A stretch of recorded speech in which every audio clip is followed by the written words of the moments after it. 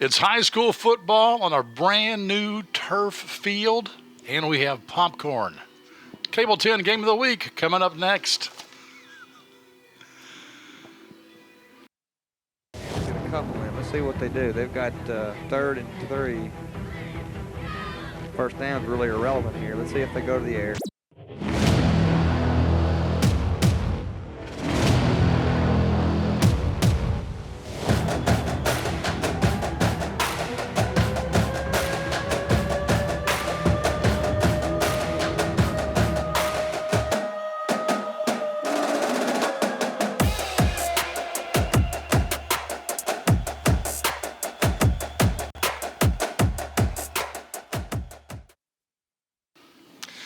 Welcome back, folks. I'm Clint Goins. This is John Piesheimer right here. We're at Western Hills High School, and tonight the Wolverines, John, they're playing their very first game on their brand new football field. Yeah, and it's turf, and it looks gorgeous. You can see it out there just radiating off of that sunlight that you see down there. It's going to be a good game, Clint. Of course, we really just found out about the opponent. We think it's going to be a good game. Well, we really don't know a lot. I want people to keep watching, so I want to tell them it's a good game. And I really think it's going to be interesting because you have a new surface for Western Hills. The last time we saw them here on the Cable 10 Game of the Week was a few weeks ago when they picked up a big win at Frankfort in a completely different territory now. Great crossing coming in, kind of a cross-county rival, if you will. A district rival in all other sports except football. That's true, but a few names that you heard during basketball season will be taking the field for the football Warhawks, and Western Hills kind of took a little bit of it was a tough loss last week, and they're going to look to bounce back. Yeah, they come into the game 2-1. The Warhawks are 1-3. Part of that might be because this is the second game they've played where they didn't know who their opponent was until 2 days before, or less than 2 days before. So they've had a rough go, 1-3, but this is the first home game for Western Hills, and the one win that the Warhawks had was the one game they had at home against Shelby County. So, I really do think it could be a very close game. Yeah, we'll wait and see. And stay tuned for all the action right here. Senior night tonight, so stay with us here on the Cable 10 Game of the Week. Here at David Tolles Auto Pro, we know if people are driving right now, it's only for the most important reasons. And if their car breaks down, we need to get it back on the road. At Auto Pro, we want you to rest assured that we're doing everything in our power to keep you safe. We follow all recommended COVID-related safety guidelines when handling your vehicle. Our lobby and facilities are completely clean and sanitized every night, and we have touchless credit card processing. We appreciate your trust in these difficult times, and we want to thank you for shopping local. If you have to take it to somebody, you can take it to us. David Tolles Auto Pro. Game of the Week is sponsored by David Tolles Auto Pro. David Tolles Auto Pro is open regular business hours and is dedicated to keeping you safe and back on the road with contact-free drop-off. Pickup and delivery is also available. Disinfecting nightly all areas. Following all safety precautions. Vehicle sanitizing service also available. Call 502-352-2988 or 502-352-2205. Yes, sir.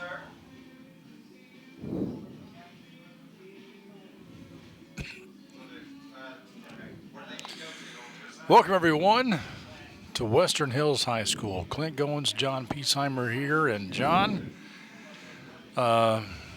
this has just been a wild and wacky football season. That's true. The wild and wacky and truncated and stop-start, and it's been really interesting so far, and I don't think tonight's going to be any different. As we mentioned during the open, a lot of what you would call variables. We've got a new surface here.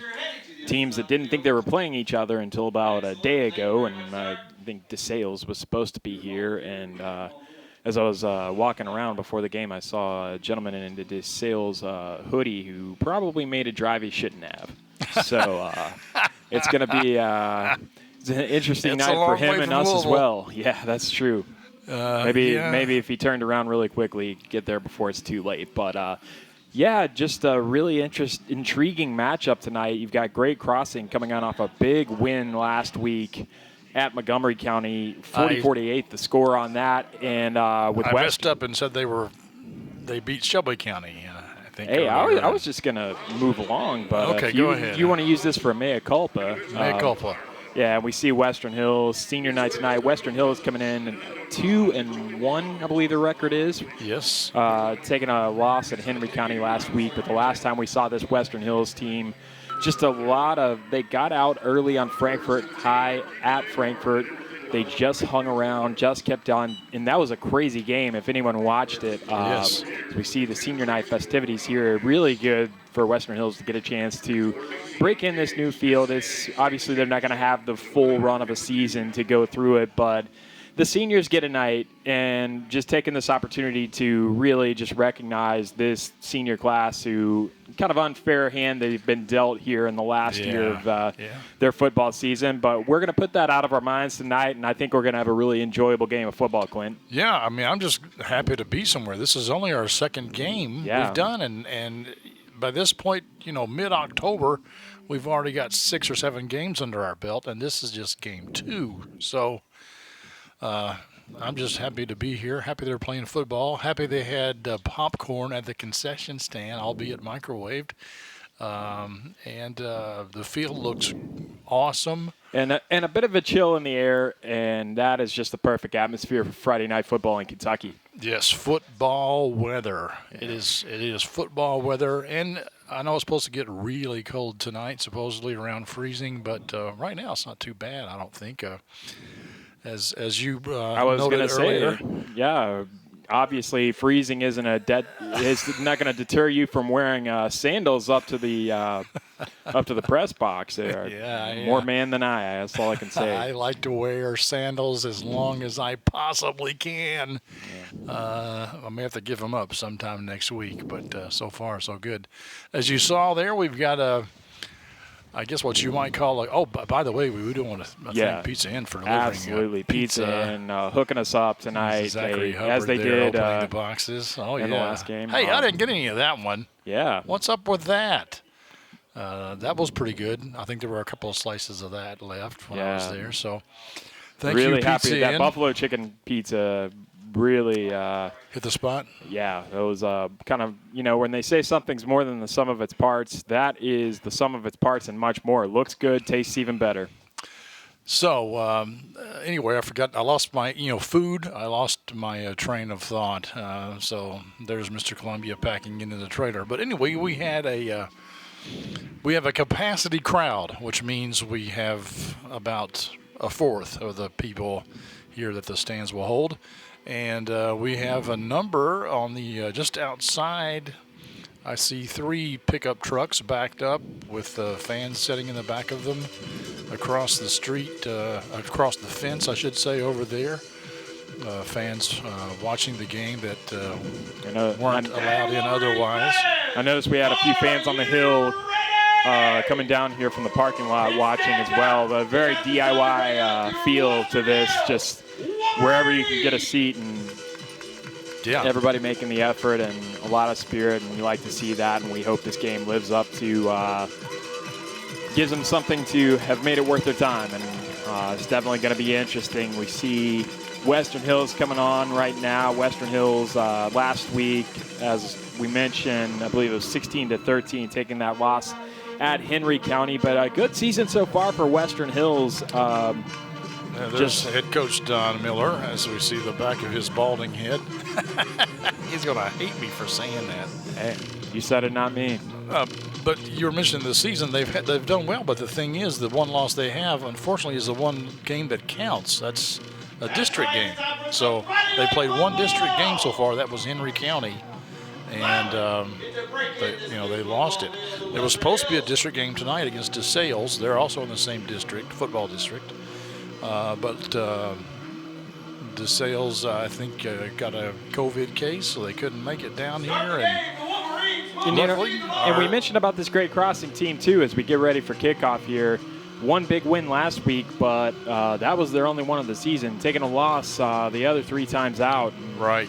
There's always going to be in the back of your mind. Both teams, I think, would obviously like to get a win, but maybe Great Crossing needs it just a little bit more.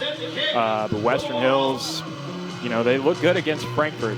Some early mistakes but, you can chalk that up to the stop-start nature and not really being in the flow yet. We'll see what happens tonight. By the way, I love those new helmets the Wolverines have. Those are spiffy. Yeah, Great Crossing, for those of you who don't aware, they are the Scott County's version of a Western Hills. They were formed, this is just their second year in existence. Scott County split, just like Franklin County did 40 years ago, and created a West Side High School. So it's Western Franklin County versus Western Scott County tonight, and we are now underway. And that's a nice run out there. I think that was big return there and a big hit. That one looked kind of bad from up here with Parker kind of taking a hit on the head right here. He just lost his footing just a little bit. Ooh, he got his head down just in time, thankfully. But you see Western Hills laying up right now, and he's kind of a Mr. Do-It-Everything for Western Hills. Parker. You get a look at Jason Rogers, number 4, the senior for Western Hills there. Dylan Engler's the quarterback. He's in a shotgun formation. And he's throwing it deep. Oh, he had his man. And he's looking for Parker. Just out of the fingers of Parker. That would have been a huge gain. It was a good read by Engler there to find the open man. Western Hills spreading things around right away. Just out of reach. Great Crossing is coached by Ricky Bowling. They are a 5A school. Western Hills is a 3A school, but they seem to have about the same number of players. Rogers will get it on the end around here, and he's got some space to run. Gets the first down. To the left side, gets to just about the 50-yard line. And having a player like Rogers that can pick up yards like that gives you the option of maybe taking some chances on first down, because you know you've got the capability to make up that yardage. He is their rushing leader. He's averaging 59 rushes per game, Jason Rogers is. So you'll probably hear his name called a lot. There's a good look at Engler, quarterback. He's thrown for 50 yards per game average, and he's also rushed 41 yards per game average. Going right back to Rogers here. And he squirted through there somehow for about 3 yards. Didn't have much to begin with, but the hole did open up a little. There's another look at it from the end zone. And we saw that early on against Frankfort, Clint. Western Hills just really punishing that front line of Frankfort, getting a lot of yards on the ground. I think that wore the Panthers out, and I think that showed up later in the game as Western Hills having an easy time moving the ball right now, and nice little pickup there on first down by Rogers.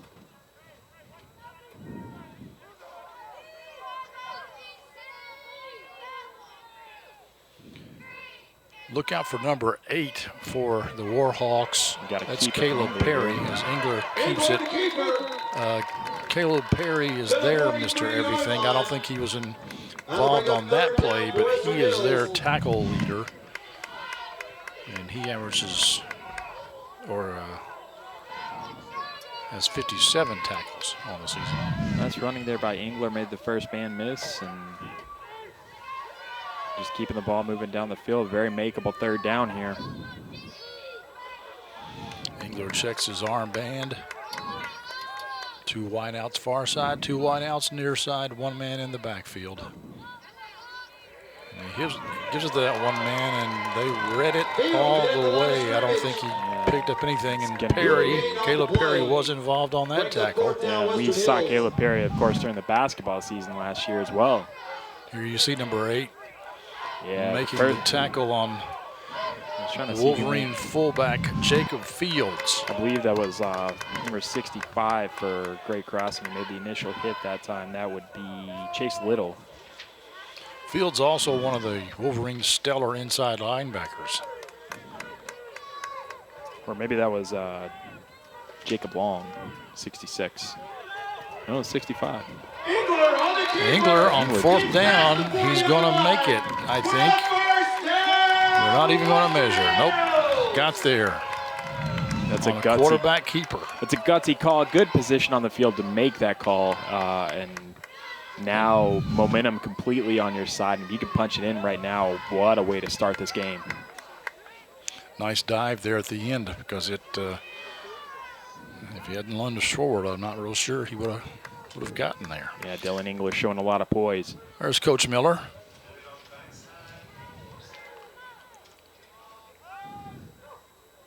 He's got a man wide if he wants him. He goes through the middle of the field and it's Brought it in. Did he catch it? Yeah, Jason Wow. Parker with a big catch that time. Jeffrey Parker. You got a man, he had a receiver running a post route that time, but wide open, but instead Engler opting to throw it right down the middle. He knew Parker just left it up there for Parker to go get, and big play. Oh, yeah. He had a big game against Frankfort High, too, if I recall correctly. That's right. So it's 1st and 10 from the 15. Here in the first quarter on the Cable 10 Game of the Week. We're so glad to have you along. We're just glad that high school football is still going on. Interesting call. Yeah, Rogers that time in motion behind the line and just a little, I don't know if you'd call that a screen pass out, but just, just keeping things moving quickly and, just testing the legs of that Warhawk defense early on. Gain of 4. I don't know if it was a screen pass either, but whatever it worked. I like these pink socks that the Wolverines are wearing. It's October, of course. It's Breast Cancer Awareness Month, and I wonder if he's going to go to one of the corners of the end zone here. I don't know much, but nope, pink ends looks off good. Straight down the middle. That's why I never coached football or played.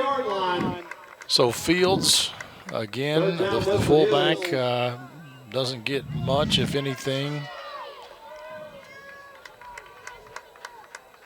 Yeah, it didn't look like anybody got a body on number 22 there for Gray Crossing. That was Caden Allen, the linebacker. Engler is a junior.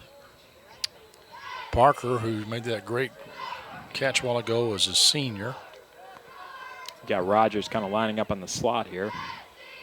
Man in motion, and they give it to him. And that's Parker. He's going to get in. What? Are they going to give it to him? Well, Warhawks came up with the ball. Yeah, but I think he'd already broken the plane. So, yeah, I guess they're going to give him the touchdown. They're spotting it down there. I thought maybe there was a chance his knee came down before. We'll see another look at it here. And yeah, I think his I think the ball was across. Yeah, that's a good call. Here's another even better look at it. Well, no, I'm not real sure now. Well, they don't have the benefit of going to the monitors. They don't. They don't have instant replay. And we got an extra point. Did we see one of those against Frankfurt? I don't think we did. They've had 3 different guys attempt their PATs. Western Hills has, so. But again, a big play on 3rd down. 3rd down conversion, 4th down conversion, marching the ball right down the field. And we'll be back to see how Gray Crossing responds here in just a second on the Cable 10 Game of the Week.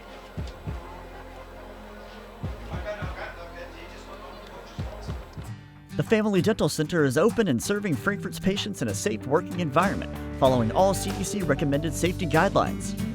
You can save 15% on implants today by taking part in the Dental Implant Contribution Plan to help make your care as affordable as possible. Visit tv.frankfortimplants.com for more information. If you have any questions, call 502-829-7541. Family Dental Center, here to serve you. We want to thank Family Dental Center and all of our sponsors here on Cable 10 Game of the Week for helping us bring these broadcasts to you. We so much enjoy doing it, but we think you guys like watching it, especially those of you that perhaps want to be here but can't. And thanks to the friendly booster mom for Western Hills down there who saw my puppy dog eyes and gave me a roster or gave me a program even though I didn't have any cash on me. We got a little squib kick and there's a chance at it. I think the Warhawks are gonna keep it. And no offense to you Great Crossing fans, but I tell you, the first time I heard them say the mascot name for Great Crossing, I thought they said Warthogs, which would have still been a really good football name. The Warthogs. You know, I can see the image. Here's the touchdown again. As Parker punches it in there again. Yeah, which not sure he actually got in, but yeah. Not. However, going back to what I was going to say, the Warthogs would have not been good for like the volleyball team or the ladies soccer team or something like that. You know, you wouldn't be called a lady warthog. Yeah, I don't really know. Don't really know a way that you can sort of make that one palatable for. All right, number 5 for Great Crossing is their quarterback. That's Jake Broughton. He likes to throw the ball. He's thrown for 115 yards per game, which is not too shabby for a high school quarterback. Yeah, he went 3 for 7 in that game with 1 touchdown against Montgomery County, as we see the replay here. Yeah, he hands it off to Jaquise Patterson. Didn't know much about Jaquise. I don't have a whole lot of stats on him, but Broughton also runs for about 26 yards a game. Drops back this time, puts it up there, just a little bit too tall for their number 18. That's Jacob Coulter.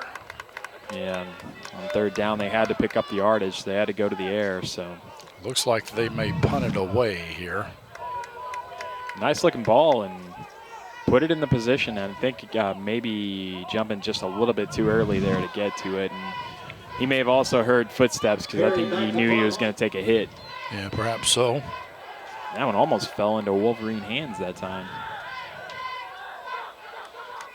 So the Warhawks will punt it away. Just a standard rush here. Well, it went to the side, and it's caught on the run by Jason Rogers. And he takes it all the way back to the 33-yard line. Yeah, it was one of those bounces that just hits perfect. I don't know if you marked that up to the turf, having a little bit of different characteristics, but that high arcing punt that just died on the bounce fell right into the breadbasket of Rogers that time, dead on the run. And if you're a returner, that's exactly what you want to see.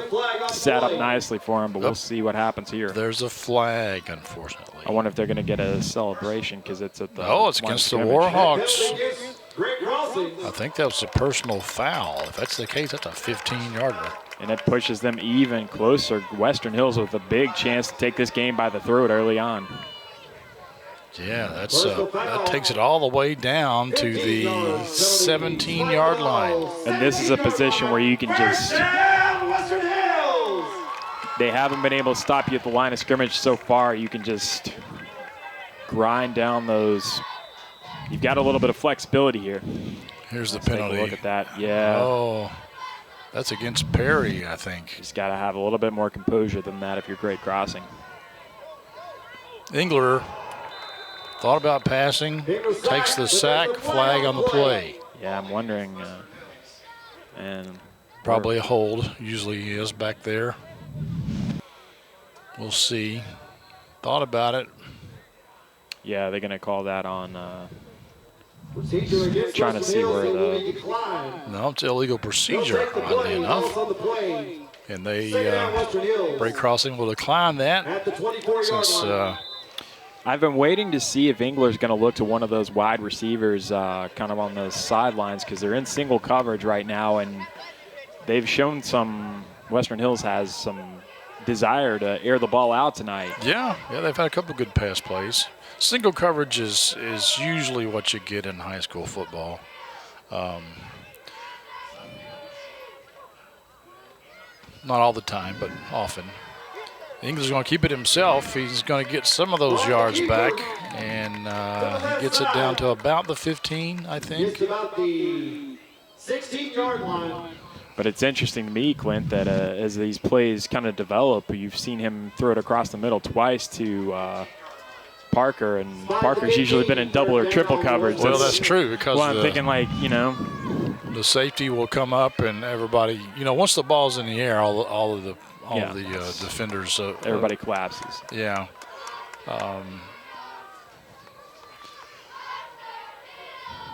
You don't often see him throw in the middle of the field either.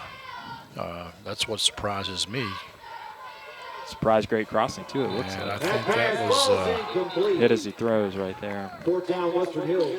so it'll be fourth down. What are we going to do here? You think they'll kick it? Do you think they'll? Well, they had the field goal early, or the extra point earlier on. Maybe That'd be a pretty good little kick, though. That'd be about a 40-yarder for a kicker. I wonder if they don't line everybody up in the middle, I'd just go right back to that pass right down the middle. I mean, you got that man twice, and looks like if Parker can get free there, nobody can keep up with him. But he's got, you'll see he's got Rogers lining up kind of, you'd call that the slot. Mm-hmm. Not on the line of scrimmage, just off of it. 4th and 8, here goes the pass, and it's intercepted. They read that one all the way. That was a good job. And that's going to be a healthy return if anybody can catch him. And he goes down at around the 45-yard line. Yeah, that was Peyton Harris, the corner for Great Crossing, making a big play that time and setting his team up well to have a chance of tying this game. It's frustrating for Western Hills. You're in a position, you get first down at about the 17, 18-yard line, and now you're looking at being pushed halfway down the field. The big thing, the ball was underthrown. That was part of it, and but Peyton Harris, the cornerback, did a good job reading it as well. Little blitz coming from the Wolverines, and Warhawks 42-yard line. take about a 3 or 4 yard loss, and who else but Jeffrey Parker. Yeah, and we saw Western Hills against Frankfort High really had a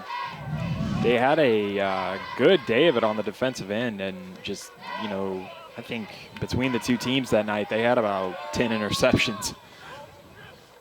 5 of them coming in the last minute of the first half. Handoff up the middle. Right up the middle, we got a flag on the play. This one might be coming back. Holding against the Warhawks. Yep. Bring that play back. Tyrus Cobbins, a sophomore, was the carrier on that play.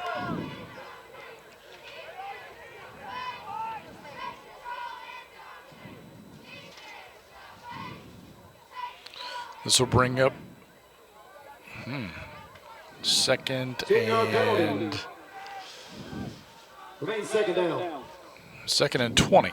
Yeah, as I was mentioning, 21 actually. the last game that we had here, 6 interceptions total, 3 for each team. So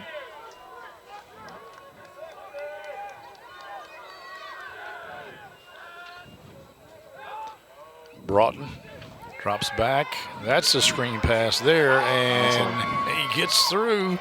That screen pass.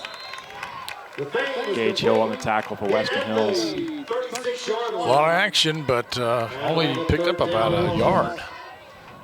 After it's all is said and done.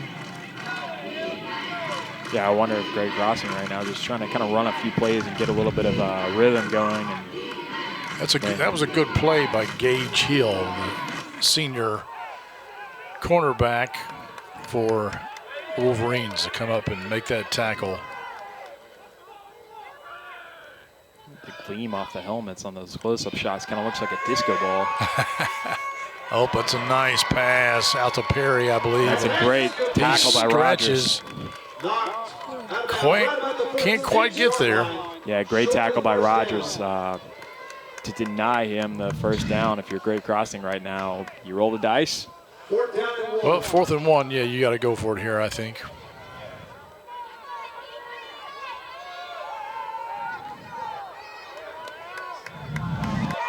Western Hills was seemed really out of sync on that last offensive possession. So I'm looking for a quarterback sneak right here.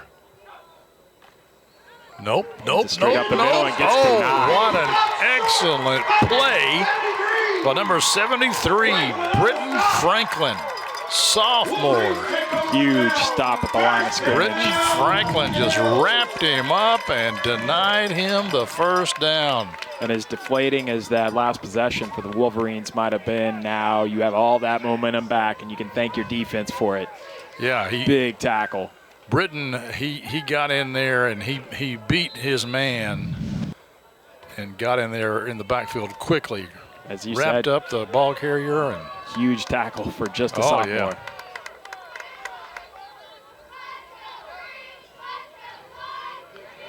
Hand off to Parker.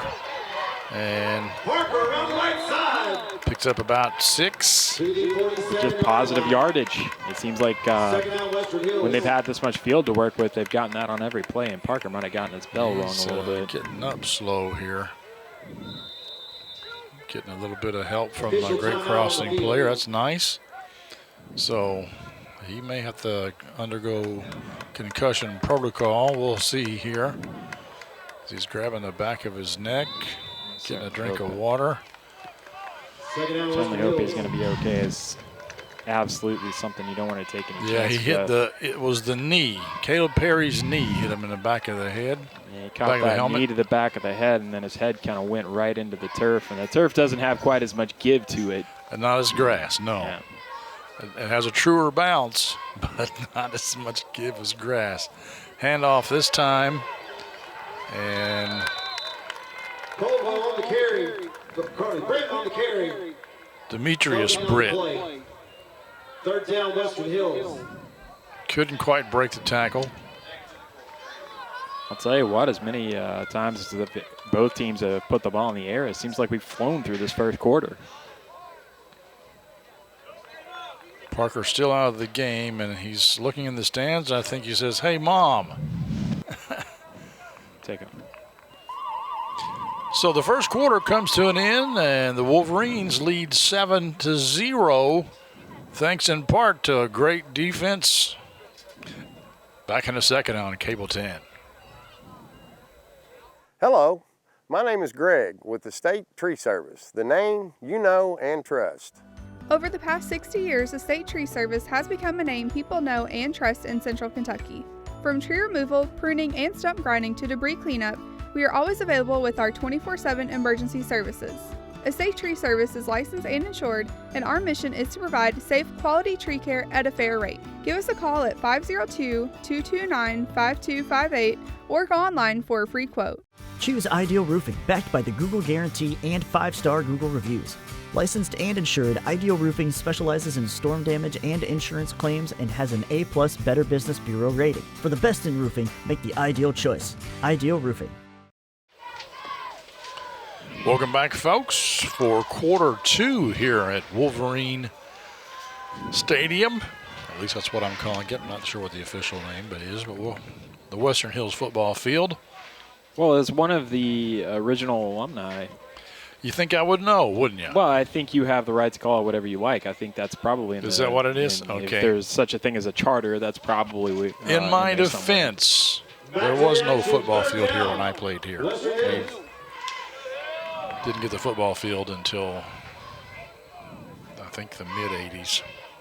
Still have the leather helmets, though, right? Yeah. And no face mask. I still have all my teeth, which proves I didn't play very much. Wolverines have the ball.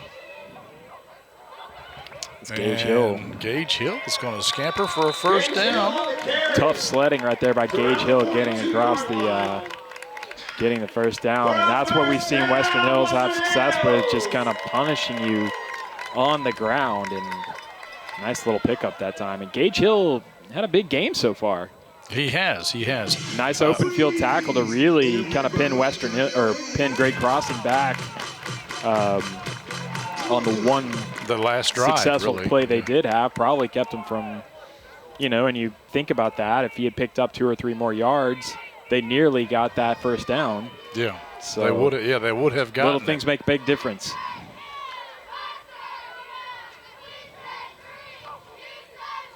Man in motion, and I think that's Hill again, isn't it?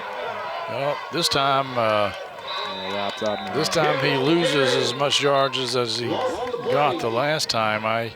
It's about 4 Warhawk defenders brought him down, and I don't know what happened to the blocking down there, but it looks like maybe some assignments were missed. Yeah, it just may have been wide a little bit receivers too much not time known for for their blocking. I'm sorry. Yeah, Didn't mean to step on you. yeah, it's okay. And I think Hill that time may have should cut inside just a little bit earlier. Could have caught some of those defenders' momentum carrying the other way, but we had a good look there of 55 Austin Keith, the right tackle. we're seeing something different from Western Hills tonight than we saw a couple nights ago. They're really spreading the ball around a little bit. Nobody home that time, but this will bring up 3rd and 12. I'm not really sure who that pass was intended for. Maybe him, Perrin Witt. He's a senior.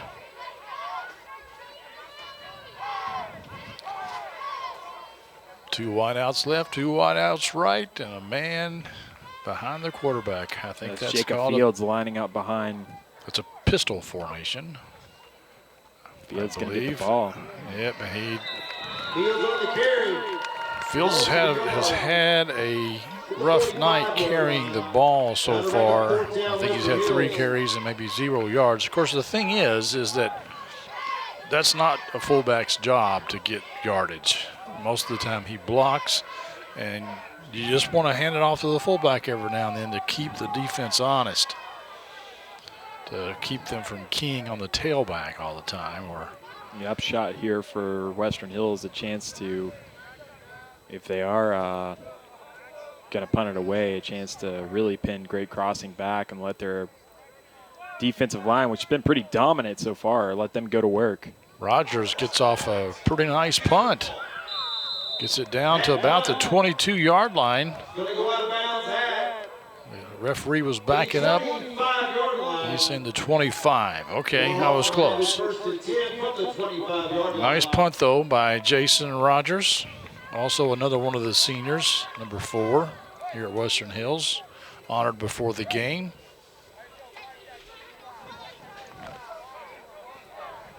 Let's see if Great Crossing elects to keep going to the air with Broughton putting the ball in the air. Number 5 there. You know, I thought those silver helmets when I first saw them, I thought they were Western Hills helmets. No, those are the Warhawk helmets. Those are really nice looking. Yeah. Boy, that's another great play by Britton Franklin. Yeah. May have had some others in there too, but he was in there. Another just fantastic performance there. Gang tackle that time. Austin Keith, 55. We called his name earlier. A sophomore, just like Franklin. And boy, that's nice to see. Really super young players step up in these games for Western Hills. And you got a couple of sophomores playing that good on defense, you're going to have a good couple of years. And Big Parker with the tackle. inside. That'll bring up 3rd down and about 10 yards. Jaquise Patterson just kind of kept running towards the sideline, hoping something would break down, but great open field that time. They tried to string it out, tried to turn that corner. Couldn't do it. Inside the huddle of the Great Crossing Warhawks.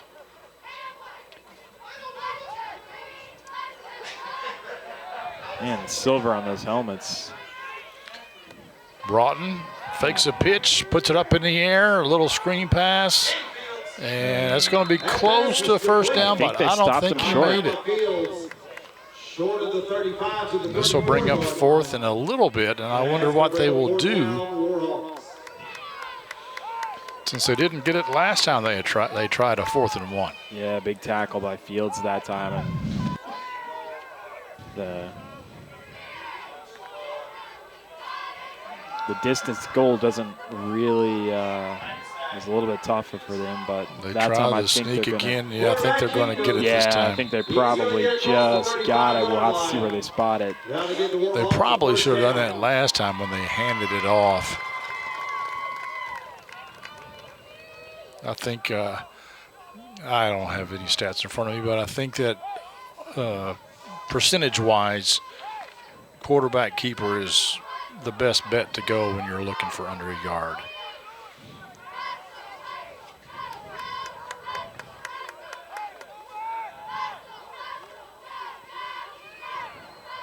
And again, the running game for the Warhawks is not working. Parker feeling okay, apparently, after that little knee to the head. Comes back in the game and puts Jake Broughton on his rear end. We've got a timeout at 7:15 in the second quarter. Wolverines on top 7-0. We'll be back in a second here on the Cable 10 Game of the Week. Hi, I'm Sarah Neely. I'm the financial manager at Mill Ridge Farm.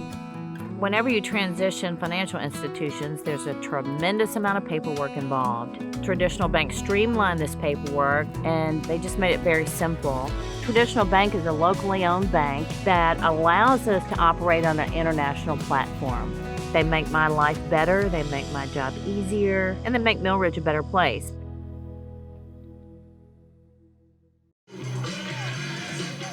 Well, so far I'm pretty impressed, John, with the Wolverines. Of course, I know Don Miller's a pretty good coach, but, 5A schools, they're 5A because they're big in number, usually. Yeah, we have the roster to prove it for Great Crossing. And Western Hills just a 3A school, so, and in this funky kind of season that we've had, it's, hard to really say much about comparing win-loss records, because they're basically playing anybody they can. Yeah. For example, it's like, hey, can you show up? Sure, we'll play. Yeah, come on, okay. Yeah, I wrote down what the next games are for both of these teams before the game. Great Crossing's supposed to be taking on Grant County next week, but that is everything is kind of TBD right now as far as where these teams are going to be in a week's time. They are not giving Brock any time to make a decision that time. He was rushed on the last play. That time they got him. I can't tell you how impressed I am with the performance at the line of scrimmage and just busting through and rushing the quarterback, because if Great Crossing's going to hurt you, that's how they're going to do it. They're on the ball. And Western Hills' defensive line is just is killing them. Yeah, on both sides of the ball, too, because their offensive line is making it possible for them to pick up those short yardage gains again and again and again. Senior Alan Schultz, 52, was it on that tackle. We got a good look at him. That was a nice bit of poise by that punter for Great Crossing, too. Jason Rogers catches the ball, still on his feet somehow, dancing around back there, but he's eventually brought down at his own 45. I think he danced around enough to have the punter be the one that made the tackle. You don't usually see that at the spot where the receiver catches the ball, but no, that's Rogers true. was buying himself quite a bit of time that time, but some nice moves. But that was a great bit of just keeping his head together by the punter that time. It was a bad snap. He had to catch it on the bounce, but he did a good job. Tackle, knew just how much time he had to get the ball away in a nice line drive punt. I didn't catch his number, but he did a good job, the punter for the Warhawks. The Wolverines take over, 1st and 10 from their own 45. Engler hands it off to Rogers. He's got a blocker, but he needed another one, and there's a fumble knocked out. We'll Great see Crossing who comes has up it. with it. Great Crossing. That was Drake Bird for Great Crossing coming up with the ball out of that. And I think Rogers may be trying to do just a little bit too much. Yeah, maybe He just maybe wasn't right. there as the defense was collapsing on him, and that spin was the one that got him. Again, when you get out that wide, you're depending on the blocking of your wide receivers. Wide receivers, they don't work on blocking. They work on catching the ball. So, and that's kind of what happened there, is that the guy who made the tackle and punched the ball out was unblocked by a wide receiver. Somebody missed There their are assignment. several unblocked Warhawks on that one. But you can't expect your defense to hold out that long, and now Braun going to go to the now he's air. going to air it out, but that is just out of bounds. But wow, had it been inbounds, that would have been something else. That was a warning strike that time. Caleb Perry with the catch, and you can see he's out of bounds. Both feet, neither foot comes in. You only need one foot. Come down with the ball, but all for naught. And they're going to call pass interference. I overheard somebody say. Rarely seen offensive pass interference. Yeah, I don't know if we could see that in one of our other replays, but I didn't see it. Maybe Perry pushed off, but if he did so, he did it a lot further upfield. Than, he's pretty effective because he had plenty of space. Yeah, and that is that's a big penalty. It's pretty easy to get open when you just shove the guy covering you. And Broad hit right as he pitched it, but the Jaquise Patterson able to catch it, and he basically gets, I don't know, a couple of yards. Yeah, and Fields coming in from linebacker, pursuing, not giving up on the play, and keeping the damage to a minimum. 2nd and 23, man in motion. They hand off to the first guy through, the only guy through. And again, that's just, I can tell you that's not going to work, Great Crossing.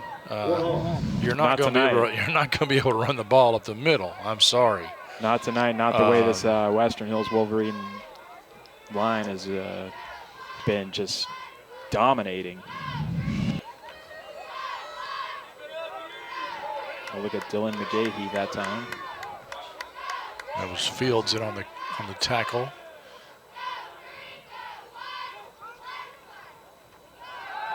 Okay. Going to go back to the air. Nice looking ball. Oh, wow. yeah. Open is Perry. Caleb Perry wide open.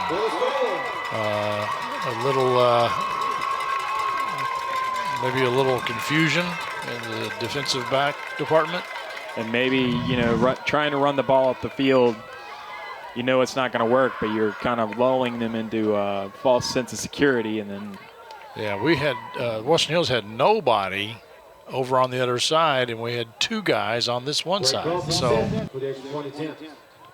this PAT is good. It'll tie the game 7-all.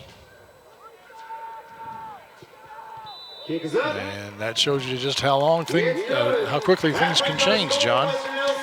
7-7. We'll be back in a minute here on the Cable 10 Game of the Week. Game of the Week is brought to you by Traditional Bank. Get to know your Traditional Bank local lending team. Mike Feldman, Zach Moore, and Tesha Allison are ready to serve you. Call 699-2164 or stop by 91 Arrowhead Court and get to know them better. Member FDIC Equal Housing Lender. Game of the Week is brought to you by Jake Bonta Jailer. Experience, leadership, responsible retention, and rehabilitation with over 19 years of law enforcement experience. Vote to keep Jake Bonta as your Franklin County Jailer. Paid for by Jake Bonta Jailer. Game of the Week is brought to you by Estate Tree Service. We have a solution for all your tree care needs. Estate Tree Service provides expert tree care and preservation. Call 502-229-5258 for a free estimate. Game of the Week is sponsored by Tommy Haynes for Mayor. Tommy Haynes leads by example, having served our country and his community in a wide variety of roles. As a former high school coach, Tommy is passionate about empowering and encouraging Frankfort's youth to be community leaders as well. Vote for positive change with Tommy Haynes on November 3rd. Tie game. Clint Goins, John Piesheimer, and the Cable 10 crew here with you. It's a pretty good band name, I think. You don't generally see band names with two full names in them. That was through the receiver's hands, but he was able to pick it back up. And Parker, for a second straight time, having a little bit of trouble. Is that who it was? Holding on to the ball. Well, no, it was Rogers that fumbled earlier. Get my Jasons mixed up. Well, actually, Parker is a Jeffrey. Oh, I thought I was. I think. Yes. I'm getting my Jasons mixed up with my Jeffries then. It's just Jays. I'll dig my way out of this. You just give me enough time. There are a lot of J's, though. I'll give you that.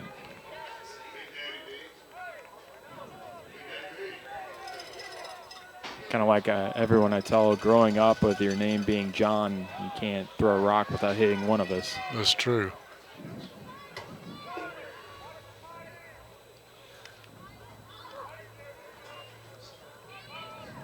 This time they give it to Fields, I believe. And I believe it was And run off one tackle to the 36-yard line. it was number 50 that time. oh, was it 50 getting the ball?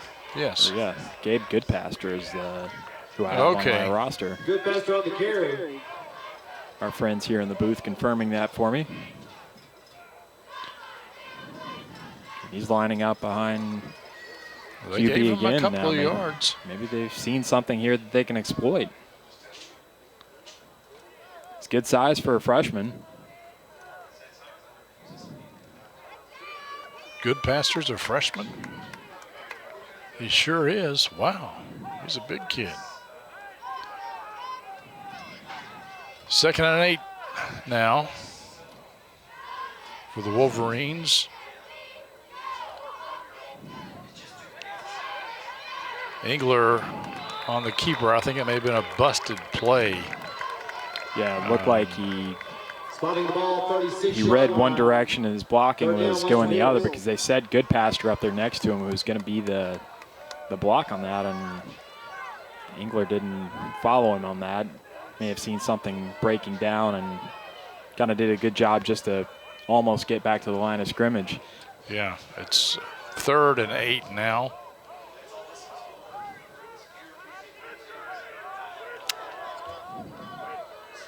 Wolverines could use a first down here because if not, I'm sure they'll punt it away, and the Warhawks will have 2.5 minutes, which is plenty of time to score. Dangerous ball. Nice that catch time, there, brought it in. and That pass completely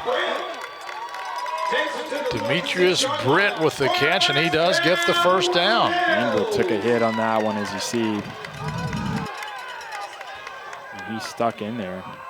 Really, it was kind of strange to see. That was a nice little juke move there by Yeah, Britt. and great just keeping a cool head that time by Britt, just waiting for the ball to get there, not trying to move before it got to him. And it looked like we saw Engler on the ground there. It was tough to see what happened because I don't. He wasn't really being pressured. No, I don't know what happened. I did not see anybody when he went out of frame. I did not see anybody that close to him. Here's another look at it. He's standing up. So wow. and he's Big that's a late yeah, you hit. can't That do should that. be And you've got an flag. official right there. Right? Yes, Did we see a flag on the field or no? That's. I mean, how do you miss that? That's not cool, man. That's all I can say. That is not cool. Yeah, the ball was clearly out of his hands for a couple of seconds. And the judge on the back's probably looking at where the ball is. Didn't really see that, but Jason Rogers lining up at the quarterback. 1st and 10. I don't like to really beat on officials too much because, number one, we got a hard time finding enough officials to have high school sports. That's true. This day and age. But when it comes, that's player safety. It's a safety issue. That's one of the biggest things you're out there to make sure isn't being compromised. And that time that was Caleb Witry, number 23, who just came in and laid out Engler about 3 seconds after he threw the ball. Yeah, that should be a personal foul, 15-yard personal foul. Rogers going to go to the air here. Yeah, it's up and it's short. Had enough under it, it'd have been okay. But now somebody better make a tackle here, or this guy's going to go all the way. Parker is giving chase, and nope. That's Caleb Shively, the senior for Great Crossing. He takes it to the house, and Western Hills looking up at the deficit now. Yeah, they were kind of in control of this game, and then we're going to see. The unfortunate thing is that, he threw in the triple coverage. It looks like we've got maybe an unsportsmanlike conduct here. I think that's after the fact, and that's probably against Western Hills. It's usually against the unsportsmanlike is usually against the non-scoring team. Not always, but we'll see things like excessive celebration, maybe, or unsportsmanlike against Western Hills. Against Western Hills, probably. I think they may have a little bit of frustration. Assess that on the kickoff, maybe. Yes, that's Shively that just ran, and that was a long run. If I had to run 95 yards, I'd probably relate to that. That was a long run, So I'm trying to remember who the Kentucky player was a few years back against Louisville who ran that fumble back for a touchdown about 95 yards and then went to the sideline and lost his lunch. You think it was a lineman.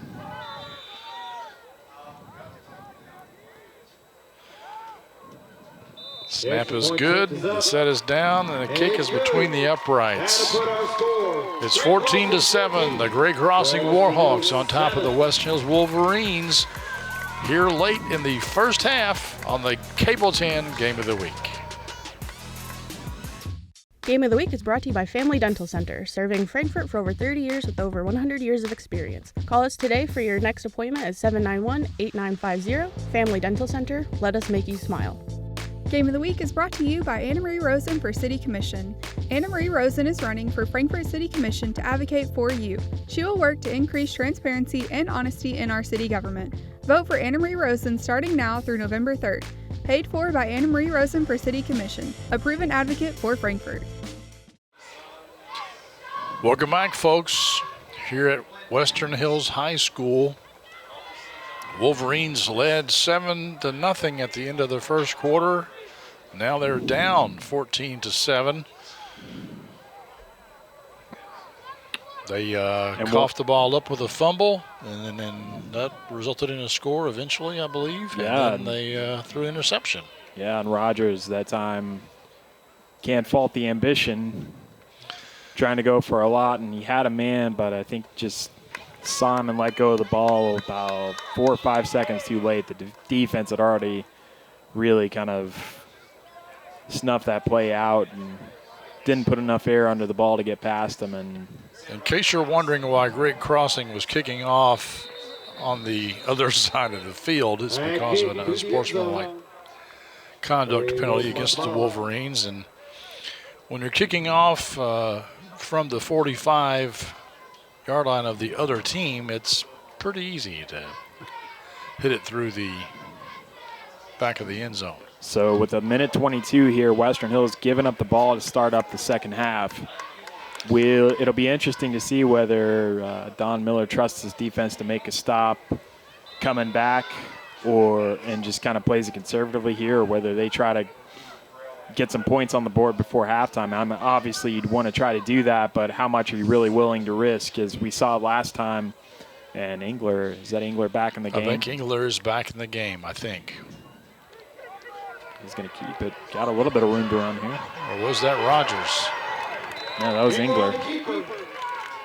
Yep, you're right. It was Engler. He had some moves like Rogers. Yeah, nice job of Engler to make a couple moves and get a few more yards than were really there. He gets a first down on first down. Nice little juke there. You saw, I believe that was number 23 for Western Hills, nearly committing a hold there, but pulling back just in time. Shotgun hands off to Parker, looks like. Parker around the right side and gets 6 or 7, maybe. I have to line up now quickly and get the clock stopped. Or maybe just 5. Second down, Western Hills. They don't seem to be any. Well, they're going to. They call the timeout, so. Timeout, Western Hills. They got a couple more left here they can call. They're going to have to make good use of their time.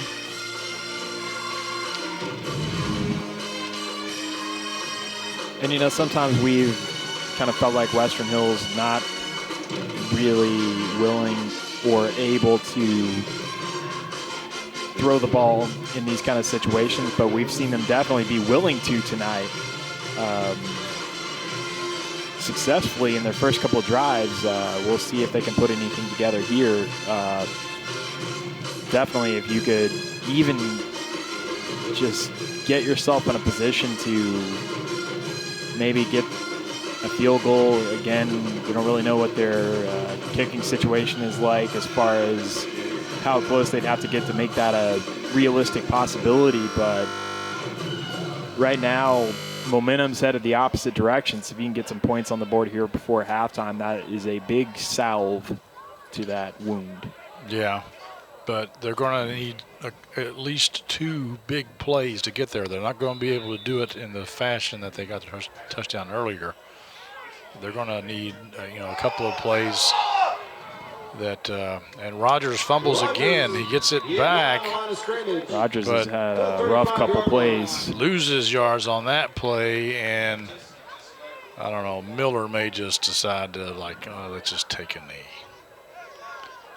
Because they'd have to, throw it a mile downfield, and so far they've had a couple of, one really big pass to Parker, but a couple others that have not gone as well.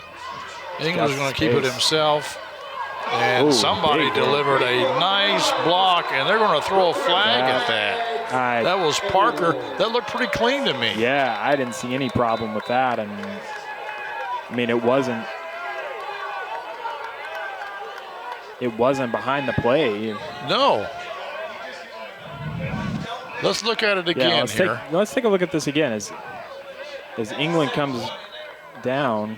And he just, well, it was kind of more on the side. It's one of those things, too, where you got to have your helmet on the front side. You can't have your helmet on the back side. So, in retrospect, that's a good play. Yeah, I think it's one of those things where, your momentum's kind of carrying in. It's hard to make that decision in a split second. That's what every player is going to tell you. But, again, that comes down to you just have to have it in the back of your mind. I have to make sure that I'm going to be able to make that tackle. So we'll see what the call is here. Well, we'll see here. Illegal blindside block against Western Hills. And they're going to decline it. Greg Crossing is going to decline it. And unsportsmanlike against Western Hills. And that'll be enforced at the beginning of the next half. The first half, folks, is over. After this block right here, if Parker had his helmet on the other side, it'd have been legal, but it wasn't. We'll be back with highlights in just a second here on the Cable 10 Game of the Week. Classic Goldmaster Jewelers has an amazing selection of jewelry that anyone will love. Classic Gold also provides custom services like pearl restringing, engraving, watch repair, ring resizing, and custom designs.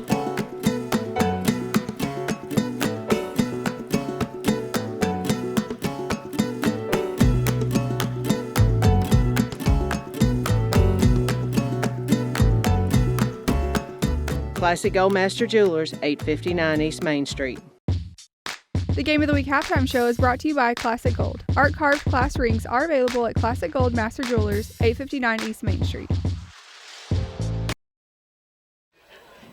Clint Goins and John Piesheimer here with you at a halftime where Western Hills had the lead 7-0 earlier, but they're falling behind now 14-7.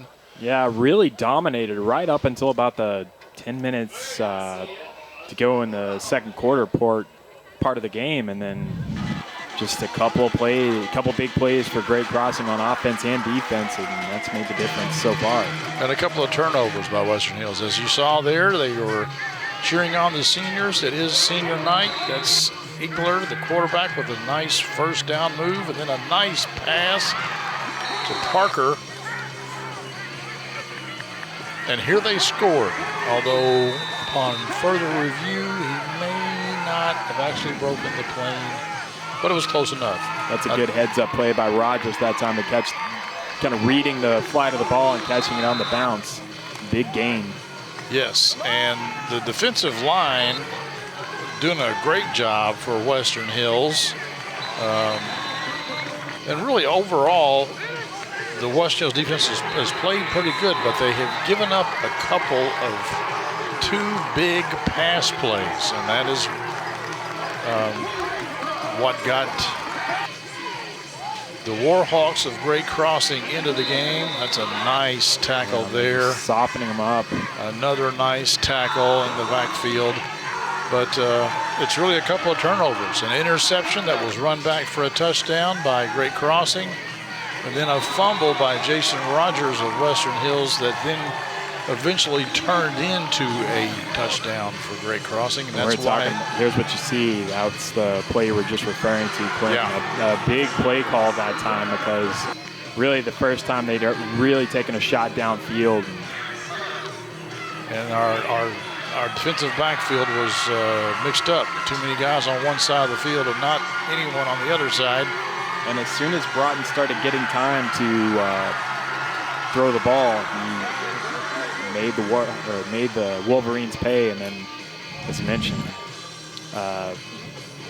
Rogers throwing it into a bunch of Warhawks that time. And Shively picks it off and runs it back. That's where we are, 14-7. We'll be back in a little bit here on the Cable 10 Game of the Week. Does your phone keep ringing and ringing, but you won't answer it because you know who's on the other line? Credit card calls, foreclosures, medical costs. If you're struggling to keep up with your debt, you may qualify for Chapter 7 bankruptcy. Who better to turn to than a local law group serving Frankfort and the surrounding counties? The Howard Law Group. Hi, I'm Doug Howard, and I'm here to help. Visit me at 213 St. Clair Street in Frankfort, or visit my website at howardlawgroup.com. Life demands simple. Looking for trendy clothes on a budget? Come to the Clothes Closet, where our prices are sure to make you dance. We sell a wide variety of new or like-new clothing for kids, women, and men, as well as accessories, furniture, toys, and home decor. Everything in the store is in season and in excellent condition. To bring consignment items in, please call for an appointment. Come by and see us at 676 Comanche Trail and dance your way to some unbeatable prices here at the Clothes Closet. Why pay the difference if you can't tell the difference? Welcome back, ladies and gentlemen, to Western Hills High School. That's a beautiful shot of the grandstands here and the newly turfed field. It's the first time that the Wolverine football team has got to play on the turf field. The soccer team has had several games on there. Boys and girls soccer has had several games, and I think even maybe Bondrick may have gotten to play on this turf football field. But it's a senior night here at Western Hills High School, and well, right now they're down by a touchdown, John Piesheimer. Yeah, and if there's one thing that Don Miller was probably telling his team in the halftime get-together, I don't know if they're actually going to the locker room here, but you got to look at the way that first half played out and the way you dominated for probably the first 20 minutes of this game, and then just really two turnovers are what are the difference here, because you had that turnover, then the Warhawks burned you on that long pass for the touchdown, and then the interception. And you look at a player like Rogers who had a couple turnovers, but he's a senior. You trust him to figure it out. He's been through the wars before. And the interception was one that Rogers threw that they eventually ran back for a touchdown, but that's not his main job. He's only in there because Engler was somewhat injured due to an uncalled late hit and couldn't compete for a little bit. Had to go back over to the sidelines to get attended to. So you look at it that way and you say, well, there's no reason to think we can't still control the way this game goes. That's right. Well, they had a little pooch kick there, and it did not go very far, and they had to kick off because of an unsportsmanlike conduct penalty as time expired in the first half. So the Warhawks get the ball in Wolverine territory. And that's something we didn't see in the first half, Clint, being able to run right between the tackles that time. And that was Tyrus Cobbins, number 19, getting the ball for Great Crossing. And picking up about, I would say, 8 or 9 yards. Yeah, so Jake Broughton, quarterback, under to the center. Cummins going to line up again and take it, and he'll pick up the first down and then some, dragging a few Wolverines with him. Yeah, he's going to get another 7 or 8 yards. And that is what we did not see Great Crossing able to do, because the Western Hills defensive line had done such a good job of shutting that down, and really right now just have to regain their composure and kind of get back to where they were in the first part of this game. They are having some success right now, running the game. Broughton on a keeper, gets around the end, and that was a good fake that time, because Cobbins again acted like he was picking up the ball. They were going to go right back to the middle, and then Broughton that time with a big gain. And Great Crossing knocking on the door right now, and if they get up 21-7, Western Hills going to have a lot of work to do.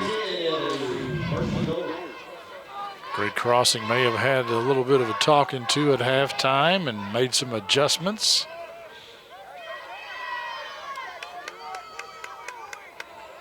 Broughton under center again. That's a good look at him there for a second. Man goes in motion. This is what, Cobbins again? And there's that line showing up, and you can tell now they just want to kind of get that fire back in their belly and that's Alan Schultz, those runs. a senior. Schultz had a big game for them. Fields tried to strip it out of his hands, but he couldn't do it. See Jacob Fields now. He's been so big for this Wolverine team.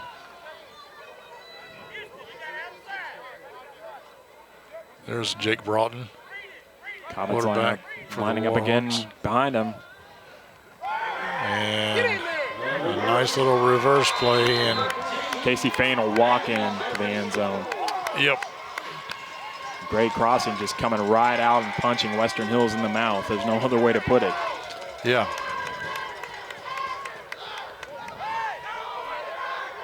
They had the middle blocked up, but the end was not protected, and Fain carries it into the end zone. And this just might be a case of Great Crossing has seen something in that Western Hills defense that they can exploit. It could be. It could be.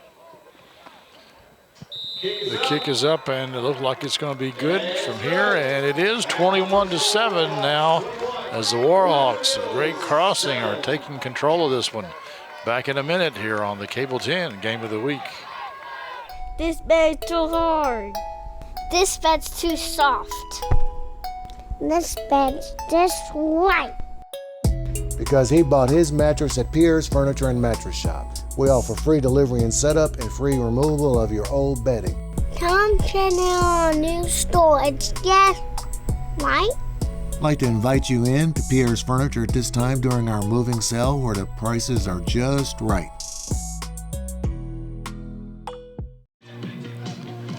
21-7 is your score.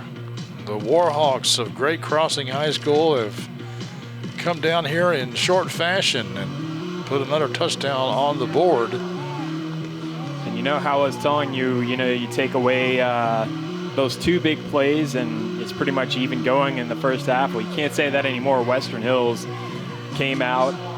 They'd been so successful stopping the run and just no success on that last drive. Great Crossing just taking it straight down the field. Kickoff, Rogers takes it at the 20. The clock starts.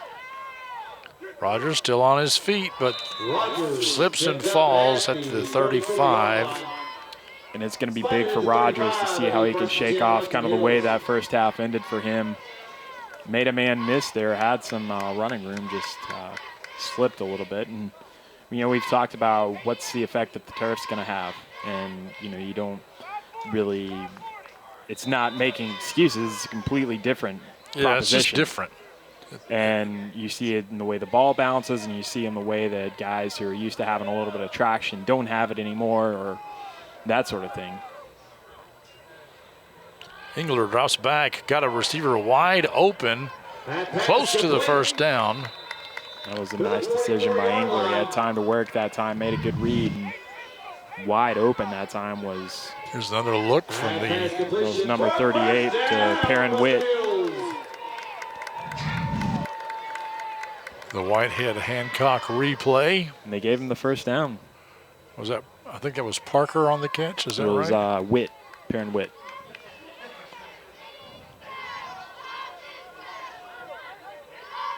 I believe, number 38.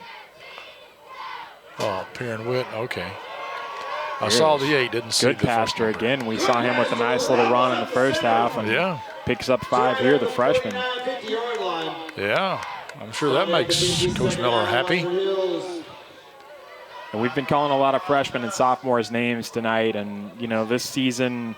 You never want to say anytime you're playing games, you don't want to say it's a write-off because you're competitive, you want to win, but really, and we hope that by this time next season we're back to a point where we've reached what you could call normalcy as far as like playing a full schedule. And if that is the case, you know, I think the future looks really bright for this Wolverine team. And again, interception. That's the third one Western Hills has thrown. This is Drake Bird with the catch. Yeah, it looked like I was trying to pick up who he was trying to hit with that pass. And it may have been slightly underthrown. That's been the...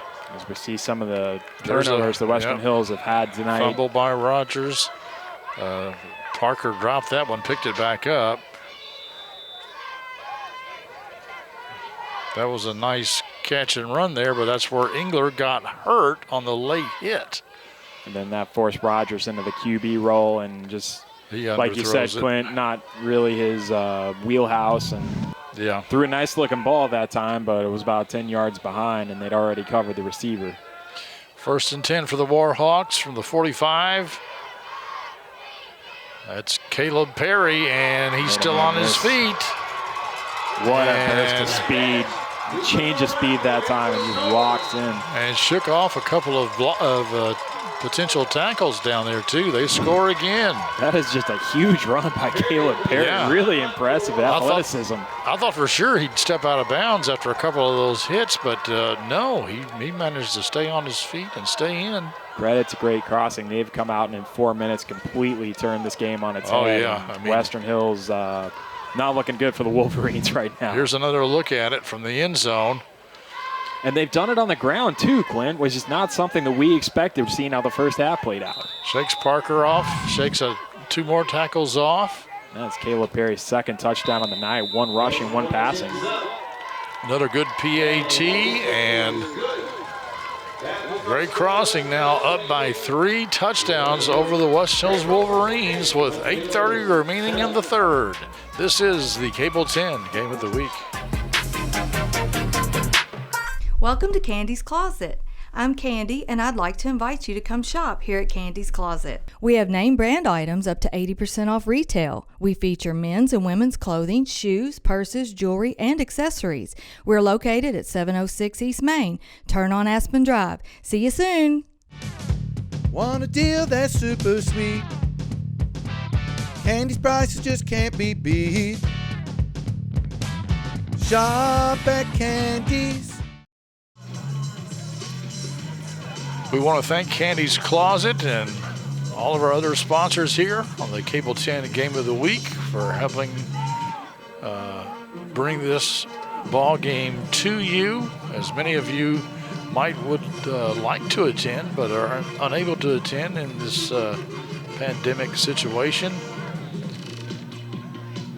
And one thing you can think about if you're Western Hills, you've come out and really just taking it on the chin to start this second half, but the momentum switched once before and it was in your hands and it swung the other way. There's nothing to say it can't happen again.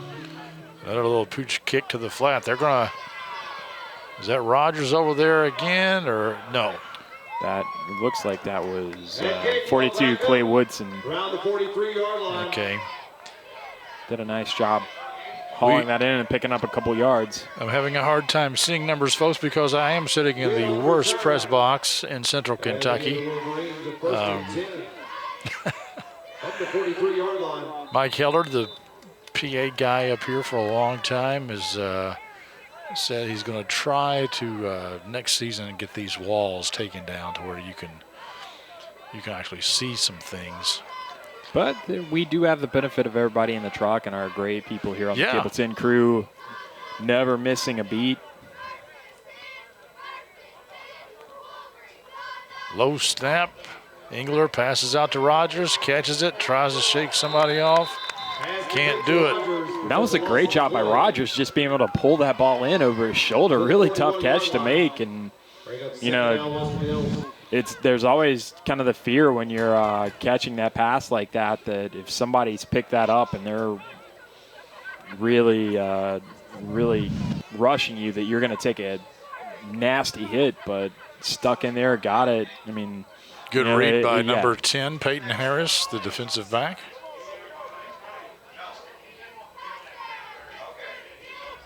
Looking at second, about 12 and 13 here. And that's Demetrius Britt on the carry that time. Yes. Gain of a yard. Gain of a yard, so it's 3rd and 11.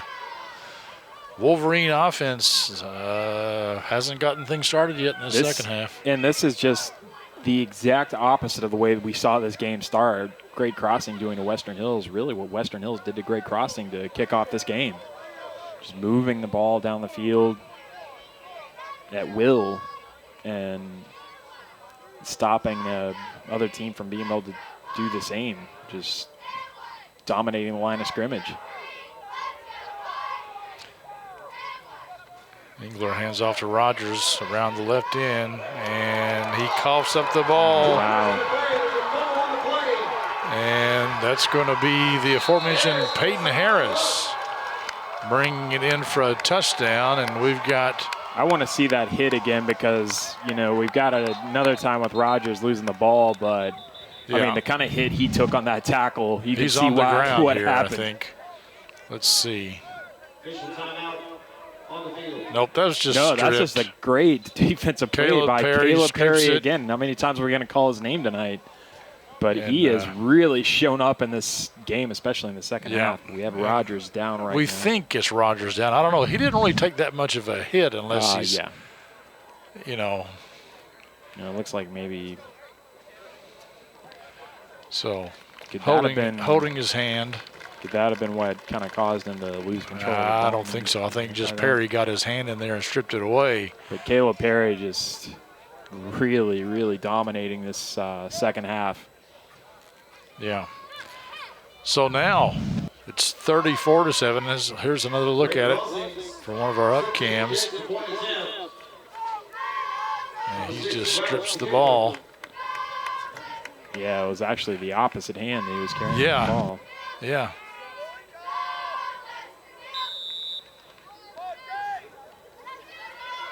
So we're waiting the point after. The kick is up and good, and it is now 35-7. And, you know, another score, and we're going to see a running clock here, I think.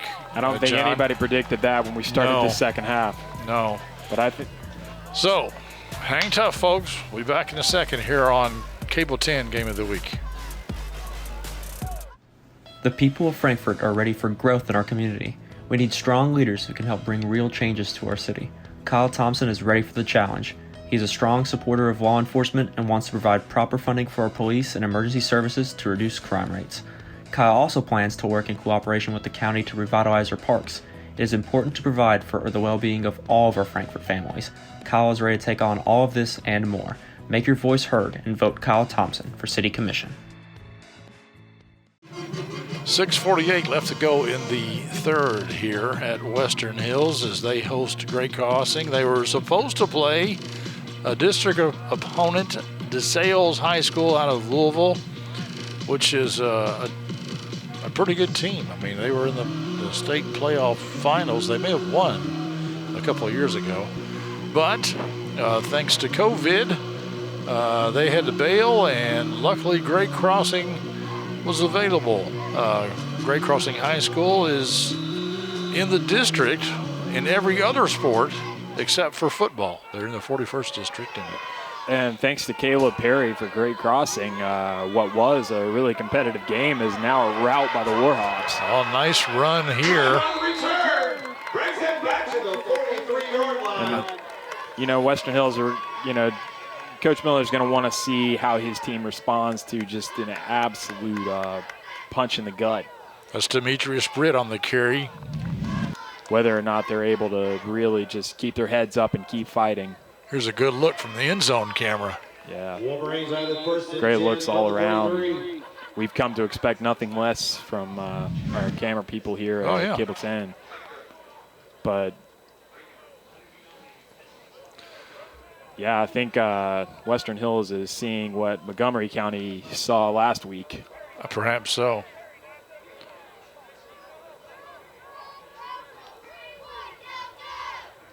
Great Crossing kind of flexing its 5A muscle here a little bit. Britt goes in motion, and boy, that's nothing doing. Somebody from the Warhawks just a blitzing linebacker, perhaps. Caleb Whitry, is that who it is? It's 22. Caden Allen. Yeah. Just a sophomore. He got in there.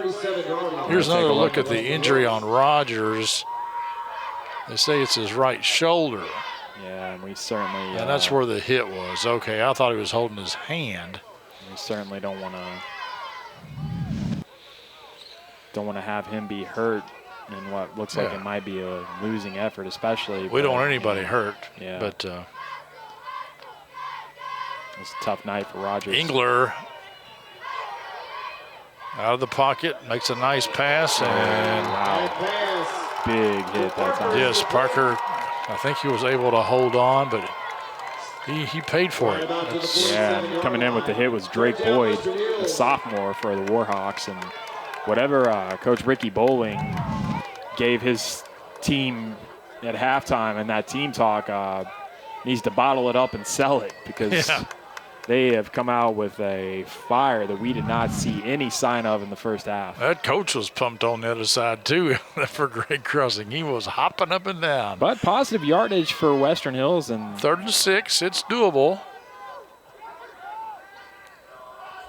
And we've got a wide open Dylan McGahee. He catches the ball, gets the first down.